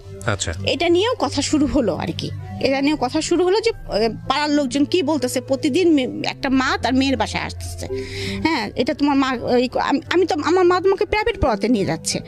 তারপরেও এটা নিয়ে কথা শুরু হলো, তাও আমাদের বাসায়। তারপরেও সেটাও কোনো রকম ওভারকাম করে তারপরে পরীক্ষার হলে পরীক্ষা দিলাম। যাই হোক, আমার আশা ছিল না যে আমি পাশ করবো, আমার কোনো রকমের আশা ছিল না আমি পাশ করব। তারপরেও আমি যেদিন রেজাল্ট বের হয়, আমাদের শ্বশুরবাড়িতেই আছি, তো রেজাল্ট বের হয়েছে, আমার রেজাল্ট এসেছে উইথ হেলথ। কোনো কারণে ঝামেলা হয়েছে, করে দেখে যে আমার রেজাল্টটা একটু ভুল ছিল, মানে আমার অ্যাডমিট কার্ড, রেজিস্ট্রেশন কার্ড আর অ্যাডমিট কার্ডের মধ্যে একটা সাবজেক্টে একটা গন্ডগোল ছিল আর কি। আচ্ছা। তো গন্ডগোল ছিল, ওইটা আবার ঠিক করে দিয়ে আসে বাবা। ঠিক করে দিয়ে আসার পরে তারপরে 15 দিন পরে আমার রেজাল্ট কলেজে আসে। আচ্ছা। তখন দেখা যায় যে আমি ফার্স্ট ডিভিশন পেয়েছি। ওকে। ফার্স্ট ডিভিশন পেয়েছি। তো তখন যখন আমি ফার্স্ট ডিভিশন পেয়েছি তার 15 দিন পরে আমি কিন্তু অলরেডি তখন প্রেগনেন্ট। তখনও কিন্তু আমি বুঝতেছি না যে আমি প্রেগনেন্ট। ওকে, বিয়ের কতদিন পরের ঘটনা এটা? এটা 11 মাস। 11 মাস। ওকে। 11 মাস পরে, কারণ আমি তো বললাম যে ফার্স্ট ইয়ারে থাকতে বিয়ে হয়েছে, সেকেন্ড ইয়ারে উঠেছি, তারপরে তো পরীক্ষা দিয়েছি, এর মাঝে 11 মাস গিয়েছে, কারণ আমাদের ক্লাস তো বেশি দিন আমরা পাই না। তো যাই হোক, আমি প্রেগনেন্ট, আমি তো সেটা বুঝতে পারতেছি না। ওই যে বললাম আমার রান্না করতে হয়, তো রান্না করতে গেলেই আমার মানে গন্ধ শুনলে আমার বমি আসে। আমি দৌড়াই চলে যাই বাথরুমে, এই করি সেই করি। তখন একদিন আমার শাশুড়ি আমাকে বলতেছে, তুমি এরকম করো কেন, খালি বমি করো কেন? আর এর মধ্যে কিন্তু আমার শারীরিক কন্ডিশন অনেক খারাপ হয়ে গেছে, অনেক মানে আমি একদম মনে করেন যে 34 কেজি ওজনে নেমে আসছে আমার ওজনটা আর কি। একেতে ছোটখাটো মানুষ ছিলাম, তারপরে আর কিছু খেতে পারি না, শুধু বমি করি। তো আমি বুঝতেছি না। তারপরে আমার শাশুড়ি আমাকে জিজ্ঞেস করতেছে যে তুমি এরকম করো কেন, তোমার কি শরীর খারাপ লাগে না, কি হয় তোমার, তুমি এরকম করো, দৌড়াও, খালি বাথরুমে দৌড়াও কেন খালি? তখন আমি বলতেছি কি জানি মা, আমার কোনো কিছু গন্ধই সহ্য হয় না, কিচ্ছু ভালো লাগে না, খালি বমি আসে, আমি কিছু খেতেও তো পারতেছি না। হ্যাঁ, তখন আমার শাশুড়ি মনে হয় মুরব্বী মানুষ তো, হাজার হলেও তিনি একটু সন্দেহ করছেন। তো যাই হোক, আমাদের পাশে ফ্যামিলি একজন ডাক্তার আছেন, ডাক্তার ভাই বলি আমরা, তো ওনার কাছে আমাকে পাঠান। তো ওনার কাছে যখন পাঠান তখন উনি আমাকে প্রেগনেন্সি টেস্ট দেন। এখন তো ধরেন অনেক প্রেগনেন্সি টেস্টের অনেক সিস্টেম হয়েছে, তখন তার কোনো সিস্টেম ছিল না, তখন তো একদম ল্যাবেই যেতে হতো ইউরিনটা নিয়ে। তো বলে যে পরের দিন সকালবেলা এরকম ইউরিনটা নিয়ে ল্যাবে দিলে নাকি রেজাল্ট, আমার হাজবেন্ড সে রেজাল্ট নিয়ে এসেছে, পজিটিভ আসছে আর কি।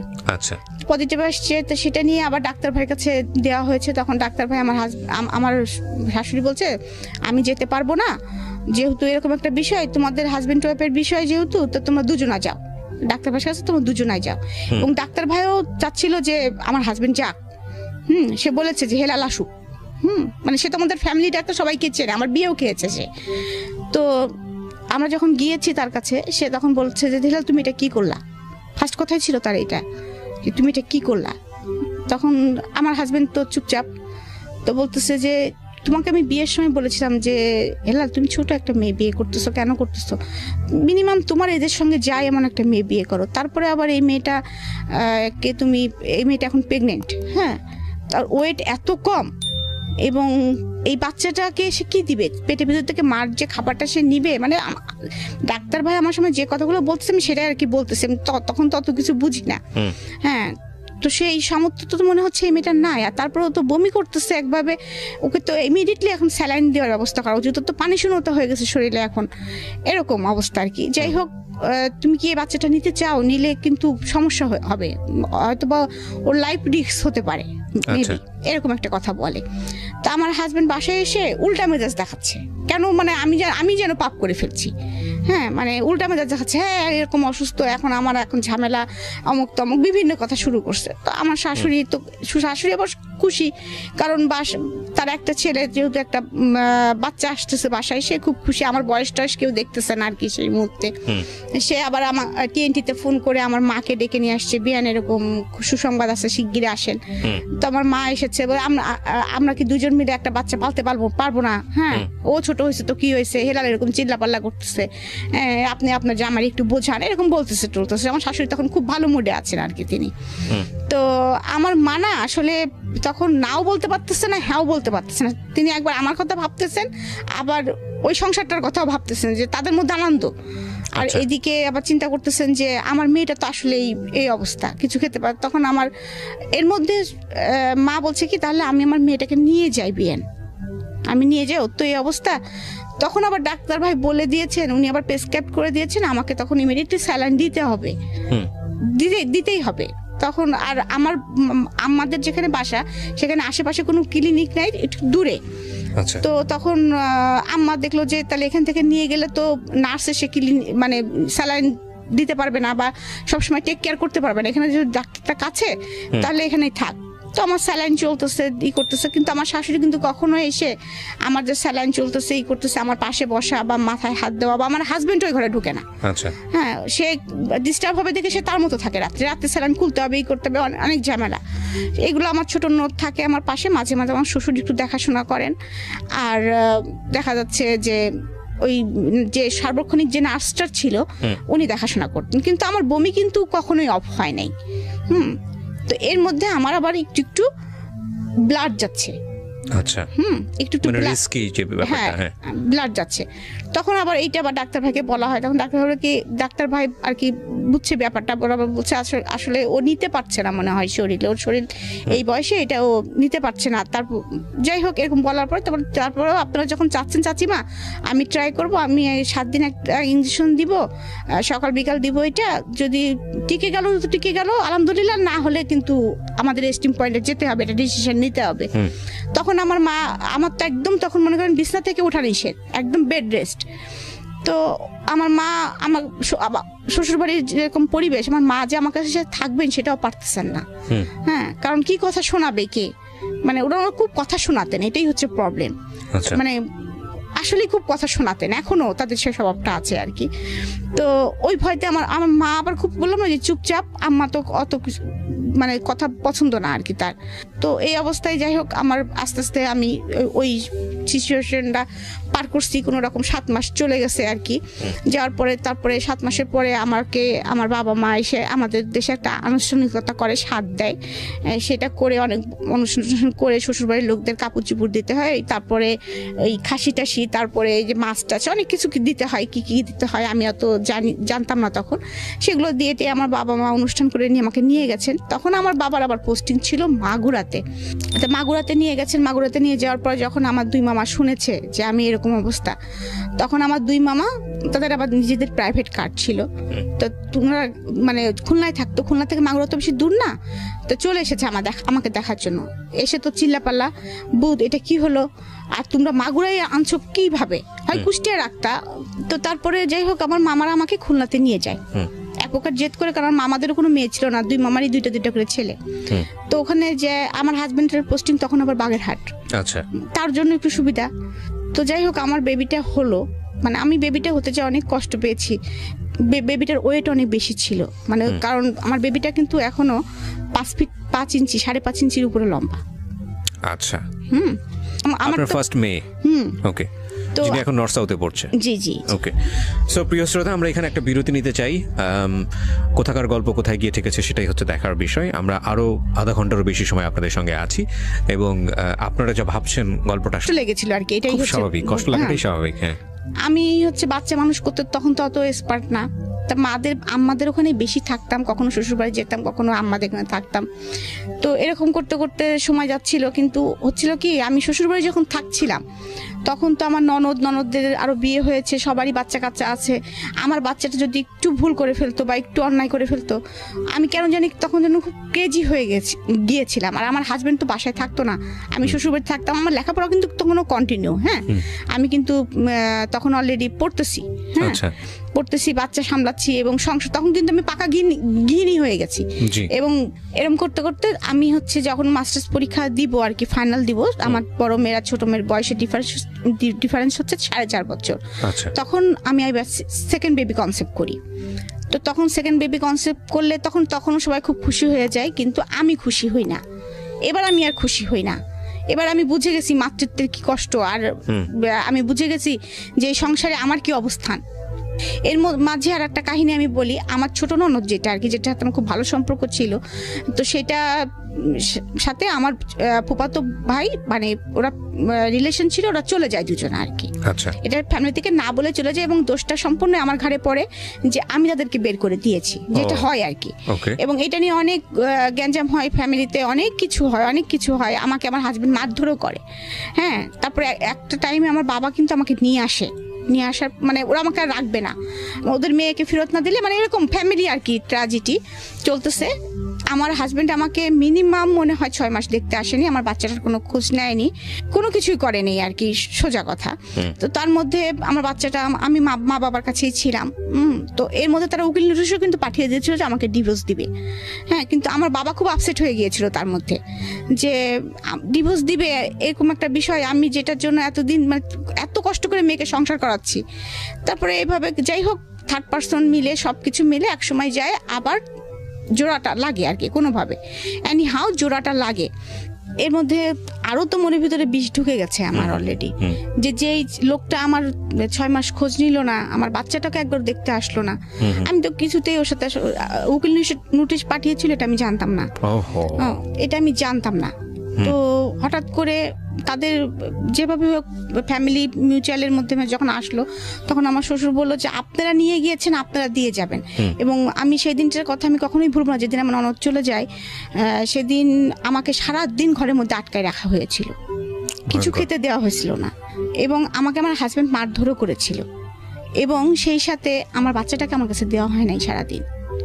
তো ওই অবস্থায় যে অনেক কিছু হয়েছে, অনেক সেটা আমি এখন এত বিস্তারিত হয়তো বলতে পারছি না, মানে কিভাবে গিয়েছে আমি বলতে পারবো না। অনেক কষ্টে ওখান থেকে আমার বাবা ভাই আমাকে অনেক কষ্ট ওখান থেকে নিয়ে আসে আর কি। এবং আমি এক কাপড়ে চলে এসেছিলাম, আমাকে ওরা কোনো কাপড়, খালি পায়ে, এক কাপড়ে আমার বাচ্চাটা সহকারে, বাচ্চাটাকেও দিচ্ছিল না তারা। অনেক কষ্টে আমি ওখান থেকে আমার বাবা মাকে বের করে নিয়ে চলে আসে। আসার পরে তো অনেক দিন এই যে ওরকম বাবা বাড়ি থাকলাম, করলাম। তার মধ্যে আমি আবার ট্রান্সফার হয়ে আমি যশোরে, তখন বাবার পোস্টিং, তো তখন যশোরে আমাকে ভাই আমাকে মাস্টার্স ভর্তি করে দিয়েছিল। যে আমি তখন মাস্টার্স করতেছি, প্লাস সেই সাথে আমি হচ্ছে মানে আপনার মাস্টার্স করতেছি, সেই সাথে আমি কম্পিউটার শিখতেছি। কম্পিউটার শিখতেছি, তো আর বাচ্চাটা নিয়ে লাইফ লিড করতেছি এবং মনে মনে একটা সিদ্ধান্ত নিয়ে ফেলছি। তখন তো একটু ম্যাচুরিড হয়ে গেছি যে আসলে তো ওর কাছ থেকে কোনোদিন ভালোবাসা পাইনি, ওর কাছ থেকে আমি এটাই আশা করতেছিলাম যে হয়তো এরকম ব্যবহারই সে আমার সাথে করবে, তো আমি আমার বাচ্চাটাকে নিয়ে আমি এক প্রকার চলবো আর কি, এরকম একটা চিন্তা ভাবনা করতেছি। আর আমাকে যথেষ্ট সাপোর্ট দিত বাবা মার, সবসময় মন টন খারাপ থাকতো যে ফ্যামিলিতে যেহেতু এরকম কাহিনী হয় নাই, আর সেহেতু সব জায়গাতে কথা টথা হচ্ছিল, অনেক ঝামেলা চলতেছিল অলরেডি ভিতরে, তো বাবা মা ওইগুলা টেক কেয়ার করতেই মানে হাত ধরে যাচ্ছিল বাবা মার আর কি।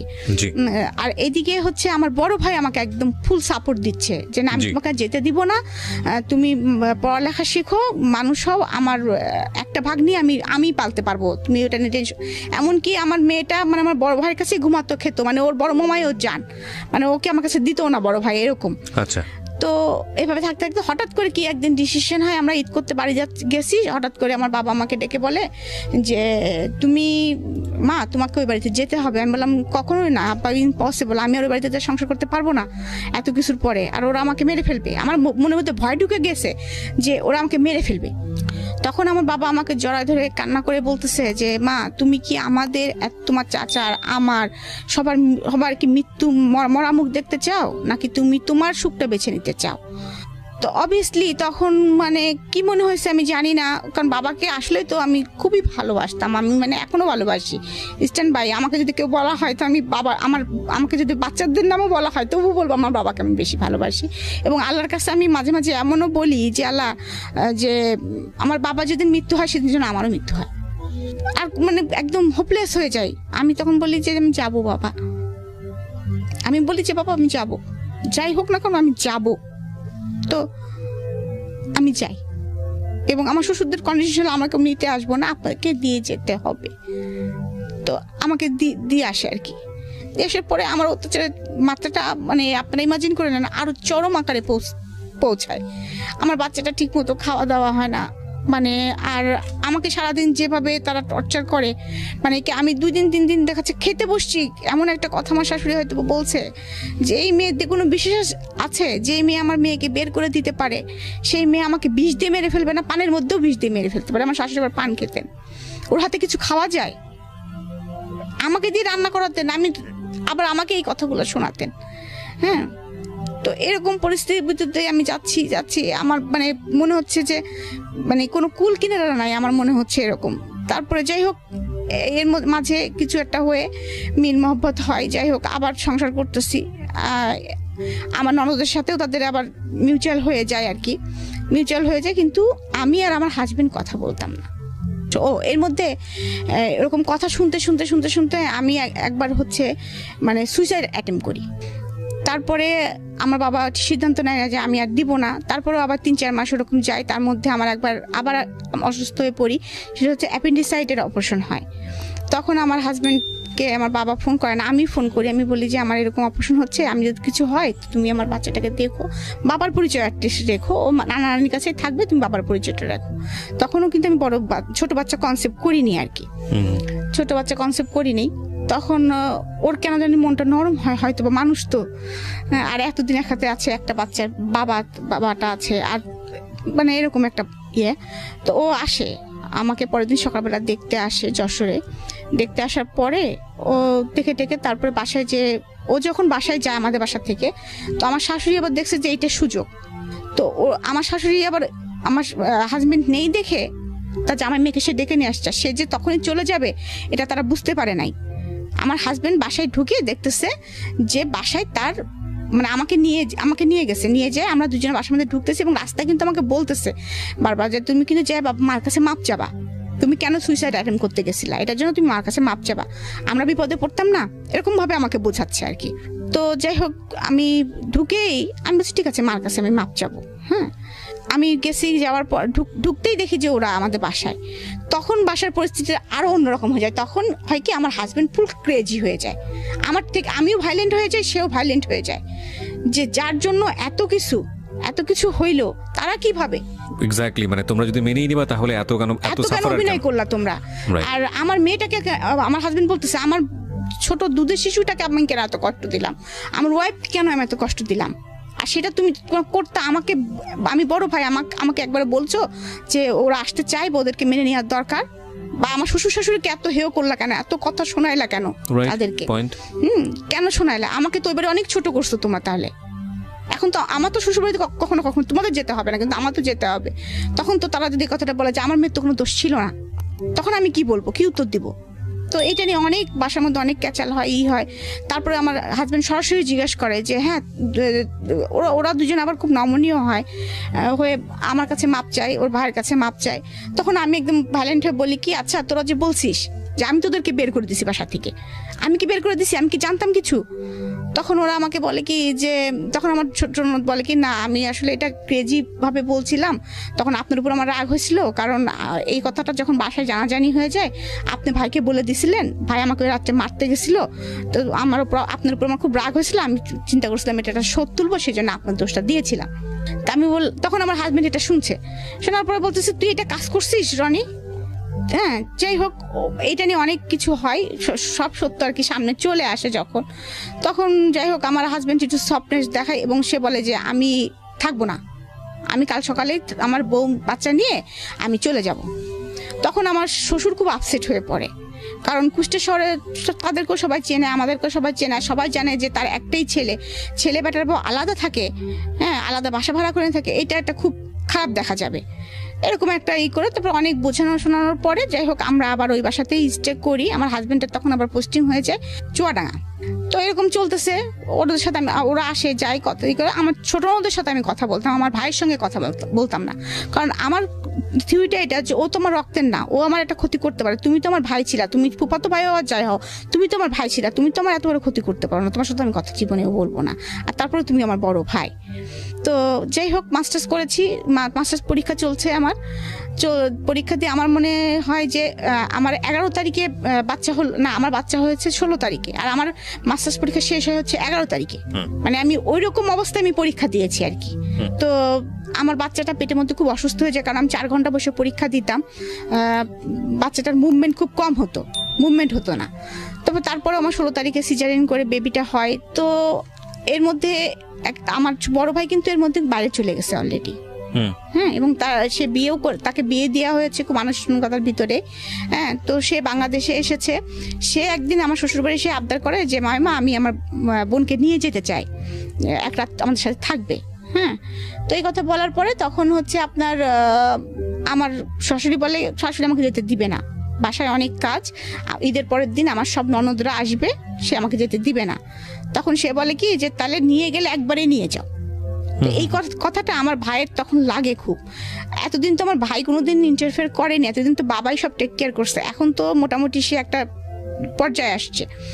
তারপরেও আগেও সে বলেছে যে সে কখনোই রাজি ছিল না আমাকে সংসার করতে দেওয়ার জন্য, সে সবসময় বলতাম রিক্সা চালাই খাবো, কিন্তু আমার বোন আমি দিব না, এরকম কথা সবসময় সে বলতো। তারপরে যাই হোক সে মনে মনে একটা প্ল্যান করে ফেলে, সেটা বাবা মাকে বলে না, কারণ জানে বাবা মা বললেও হয়তো রাজি হবে না, আর আমার হাজবেন্ডকে বললেও রাজি হবে না। সে আমাকে বেড়াতে নিয়ে আসার নাম করে ঢাকায় নিয়ে আসে। তখন অলরেডি ঢাকায় আমাদের একটা বাড়ি কেনা আছে, সেটা হচ্ছে সেগুন বাগিচে। আমার ছোট ভাই ইস্ট ওয়েস্ট ভার্সিটিতে পড়ে, ও হচ্ছে ওই বাসাতে থাকতো। মাঝে মাঝে বাবা মা আসতো, ওকে একটা কাজের ছেলে ছিল, রান্না বাড়া করে দিত এরকম। তো ও আমাকে নিয়ে আসার পরে বলে যে আমি সবাইকে বলে যে আমি চলে যাব মার্কেটিং করার দরকার, তো রিমাকে ওই জন্য নিয়ে যাচ্ছি আমার 2 বাচ্চা সহকারে। আমিও জানি না ভাইয়া, আমি জানি যে মার্কেটিং করতেই ঢাকায় আসতেছি। তো ভাইয়া এসে তারপরে বাবা মাকে আবার ফোন দেয় যে বাবা মা আমরা মার্কেটিং করবো, তো রিমার বাবু 2টা দেখবে কে, তোমরা দুজনে আসো, দেখাশোনা করো, আমরা একটু মার্কেটিং করে বেড়াই।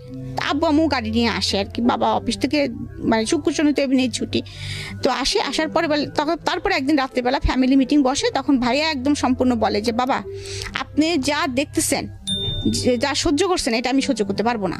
এখন আপনি আমাকে খারাপ বললে বলেন, আমি অনেক নরম মানুষ, ভালো বললে বলেন, আপনি যা খুশি আপনি তাই বলেন, কিন্তু আমি যেটা এসে মানে দেখতেছি সেটা আমার অসম্ভব আমার পক্ষে দেখা। সেটা হচ্ছে আমার কাছে আমার বোনের শ্বশুরবাড়ি যে মনে হয়েছে যে ওয়ান কাইন্ড সে হচ্ছে কাজের বুয়া। এটা আপনার আপন ভাই বলছে? হ্যাঁ, ওয়ান কাইন্ড কাজের বুয়া। আর আমার বড় মেয়েটার রেজাল্ট ভালো ছিল না, কখনোই ভালো রেজাল্ট করতে পারতো না সে, মানে ওরকম মারধর খেত, সে একটু উল্টাপাল্টা ছিল, মানে মানে ওর জন্য কেমন ছিল একটু আর কি। যাই হোক, তখন বলতেছে আর আমি দেখতেছি যে যেভাবে উপর থেকে দোতলা বাসা ছিল, যতবারই কোনো গেস্ট আসে আমার ভাগ্নি আসে গেট খুলতে, ওই ক্লপসিকেবল গেটটা খুলতে আসে আমার ভাগ্নি। তার মানে ওরা দুজনা ওই বাড়ির কাজের বুয়া। আর আমার ছোট ভাগ্নিটার অবস্থা হবে আর কদিন পরে ওইটাই। আমি এটা মেনে নিতে পারছি না। আমার একটা বোন, তার বাচ্চারা, ওর জীবনটা যেরকম হয়েছে ওর বাচ্চা দুইটার জীবনও সেরকম হবে, এটা আমি মেনে নিতে পারছি না। আপনারা আমাকে বকলে বকেন, ভালোবাসলে বাসেন।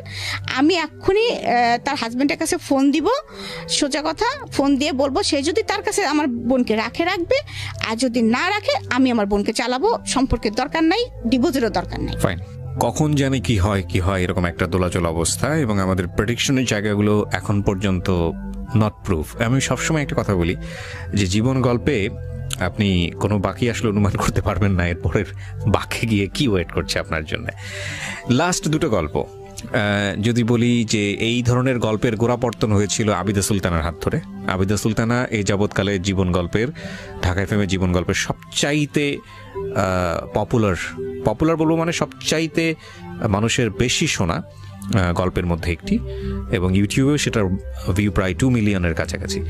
তো আবিদা সুলতানার পরে আমরা বেশ কয়েকটা এপিসোড, মানে গত 2 থেকে 3টা এপিসোড আগে আরেকজনের যে খেয়ালির যে জীবন গল্পটা, খেয়ালি এবং আবিদা সুলতানার জীবন গল্পের মধ্যে অদ্ভুত কিছু মিল আছে।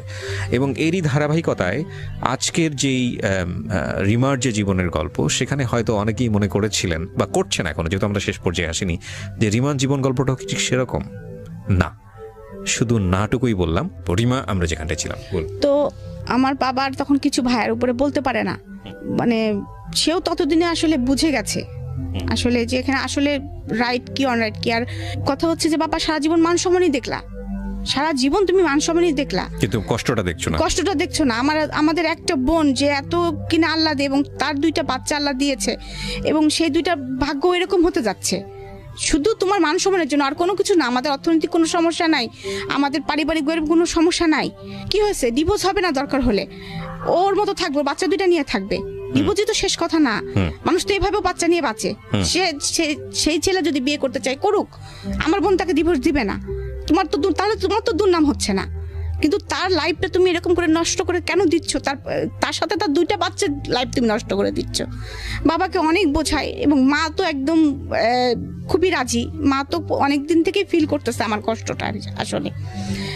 তো তখন আমার শুরু হলো নতুন জীবন। আমি তো ভয়ে আর শ্বশুর বাড়িতেও যোগাযোগ করতে পারতেছি না। আর এদিকে আমার ভাই তো ফোন করে আমার হাজবেন্ডকে বলছে যে আমার ভাগ্নিদের অলরেডি সে স্কুলে ভর্তি করে দিয়েছে, লিটল ফ্লাওয়ার স্কুলে ভর্তি, দুজনকে, একজনকে নার্সারিতে আর একজনকে ক্লাস 2-তে ভর্তি করে দিয়েছে।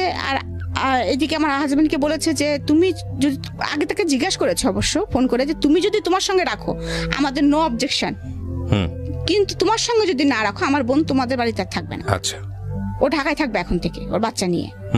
তো এই কথা বলার পরে আমার, তুমি কি মতামত দিচ্ছ? তুমি যদি নাও তাহলে আমাদের কোনো কথা নেই। আমার হাজবেন্ড বলে যে সাতক্ষীরার অবস্থা ভালো না, সাতক্ষীরা নোনা এলাকা, আমার বাচ্চা 2টা অসুস্থ হয়ে যাবে, মা এসে এখানে শুট করতে পারবে না, আর এখানে অনেক মানে আমি এখানে নিয়ে আসলে ও পারবে না আর কি, সোজা কথাই কথা বলে। আর কারণ সে কখনোই আসলে কোনো দায়িত্ব নিতে চায় না।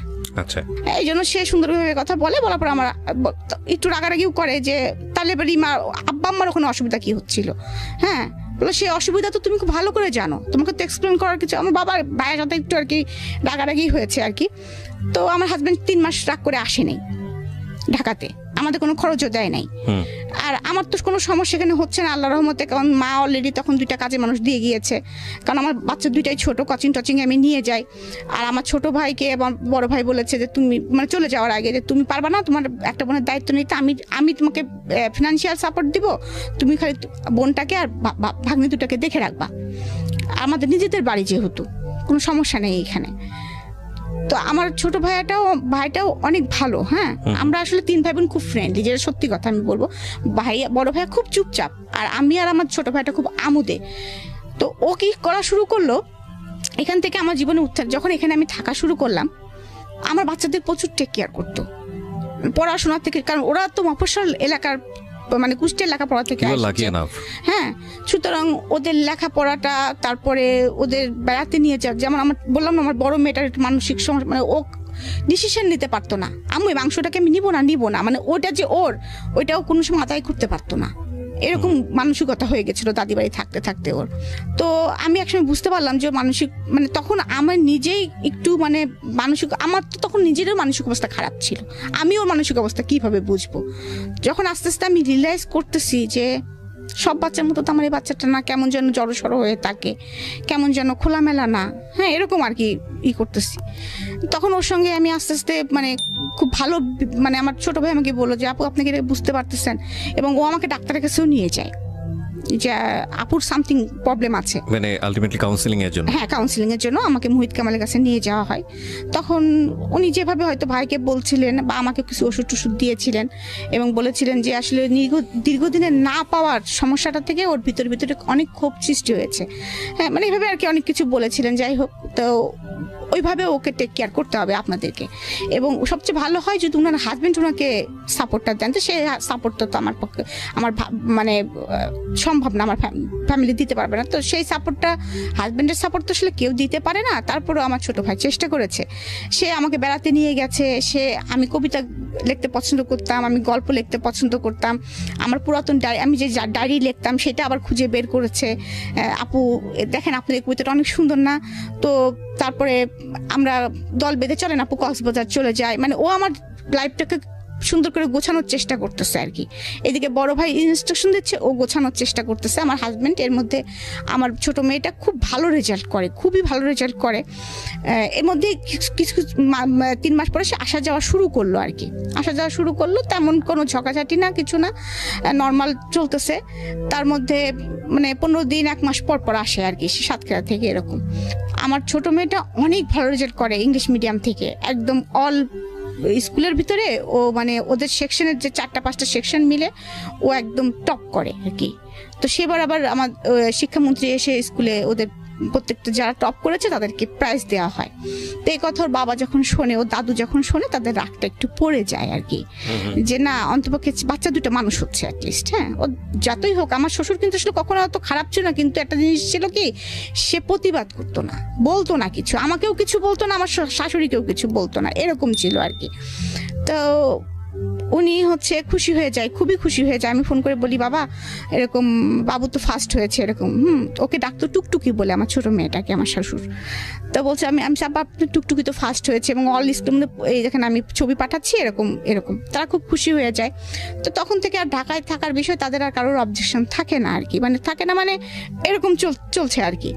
এর মধ্যে আমার মার খুব ছোটকালের শখ ছিল যে আমি খুব কথা বলতে পারি, এই জন্য মা মনে করতেন যে আমাকে ব্যারিস্টারি পড়াবেন। হ্যাঁ, তো মা একদিন আমাকে বলতেছে, মা তুমি ল ভর্তি হতে পারো না, এখানকার কোনো কলেজ টলেজে একটু খোঁজ নাও না, তুমি ল ভর্তি হতে পারো কিনা। তো আমি তখন বলতেছি যে আম্মা আবার পড়াশোনা করবো, আমার তো পড়াশোনা এখন মাথার মধ্যে ঢোকে না। তো বলতেছে দেখো না চেষ্টা করে। তো বাবাকে সাথে করে গেলাম, যাওয়ার পরে আমাদের সেগুন বাগিচার আশেপাশে, তো বাবা ঢাকা কলেজে গেলেন, তারপরে গেলাম সেন্ট্রাল ল কলেজের পরিবেশটা ভালো লাগলো, তখন ওখানে ভর্তি হয়ে গেলাম। তারপরে ওখান থেকে যাই হোক বাচ্চা কাচ্চার লেখাপড়া চলছে, আমি নিজে ল ভর্তি হয়েছি, লেখাপড়া করছি, এদিকে মাস্টার্স করেছি, এদিকে আমার লেখালেখি চলছে।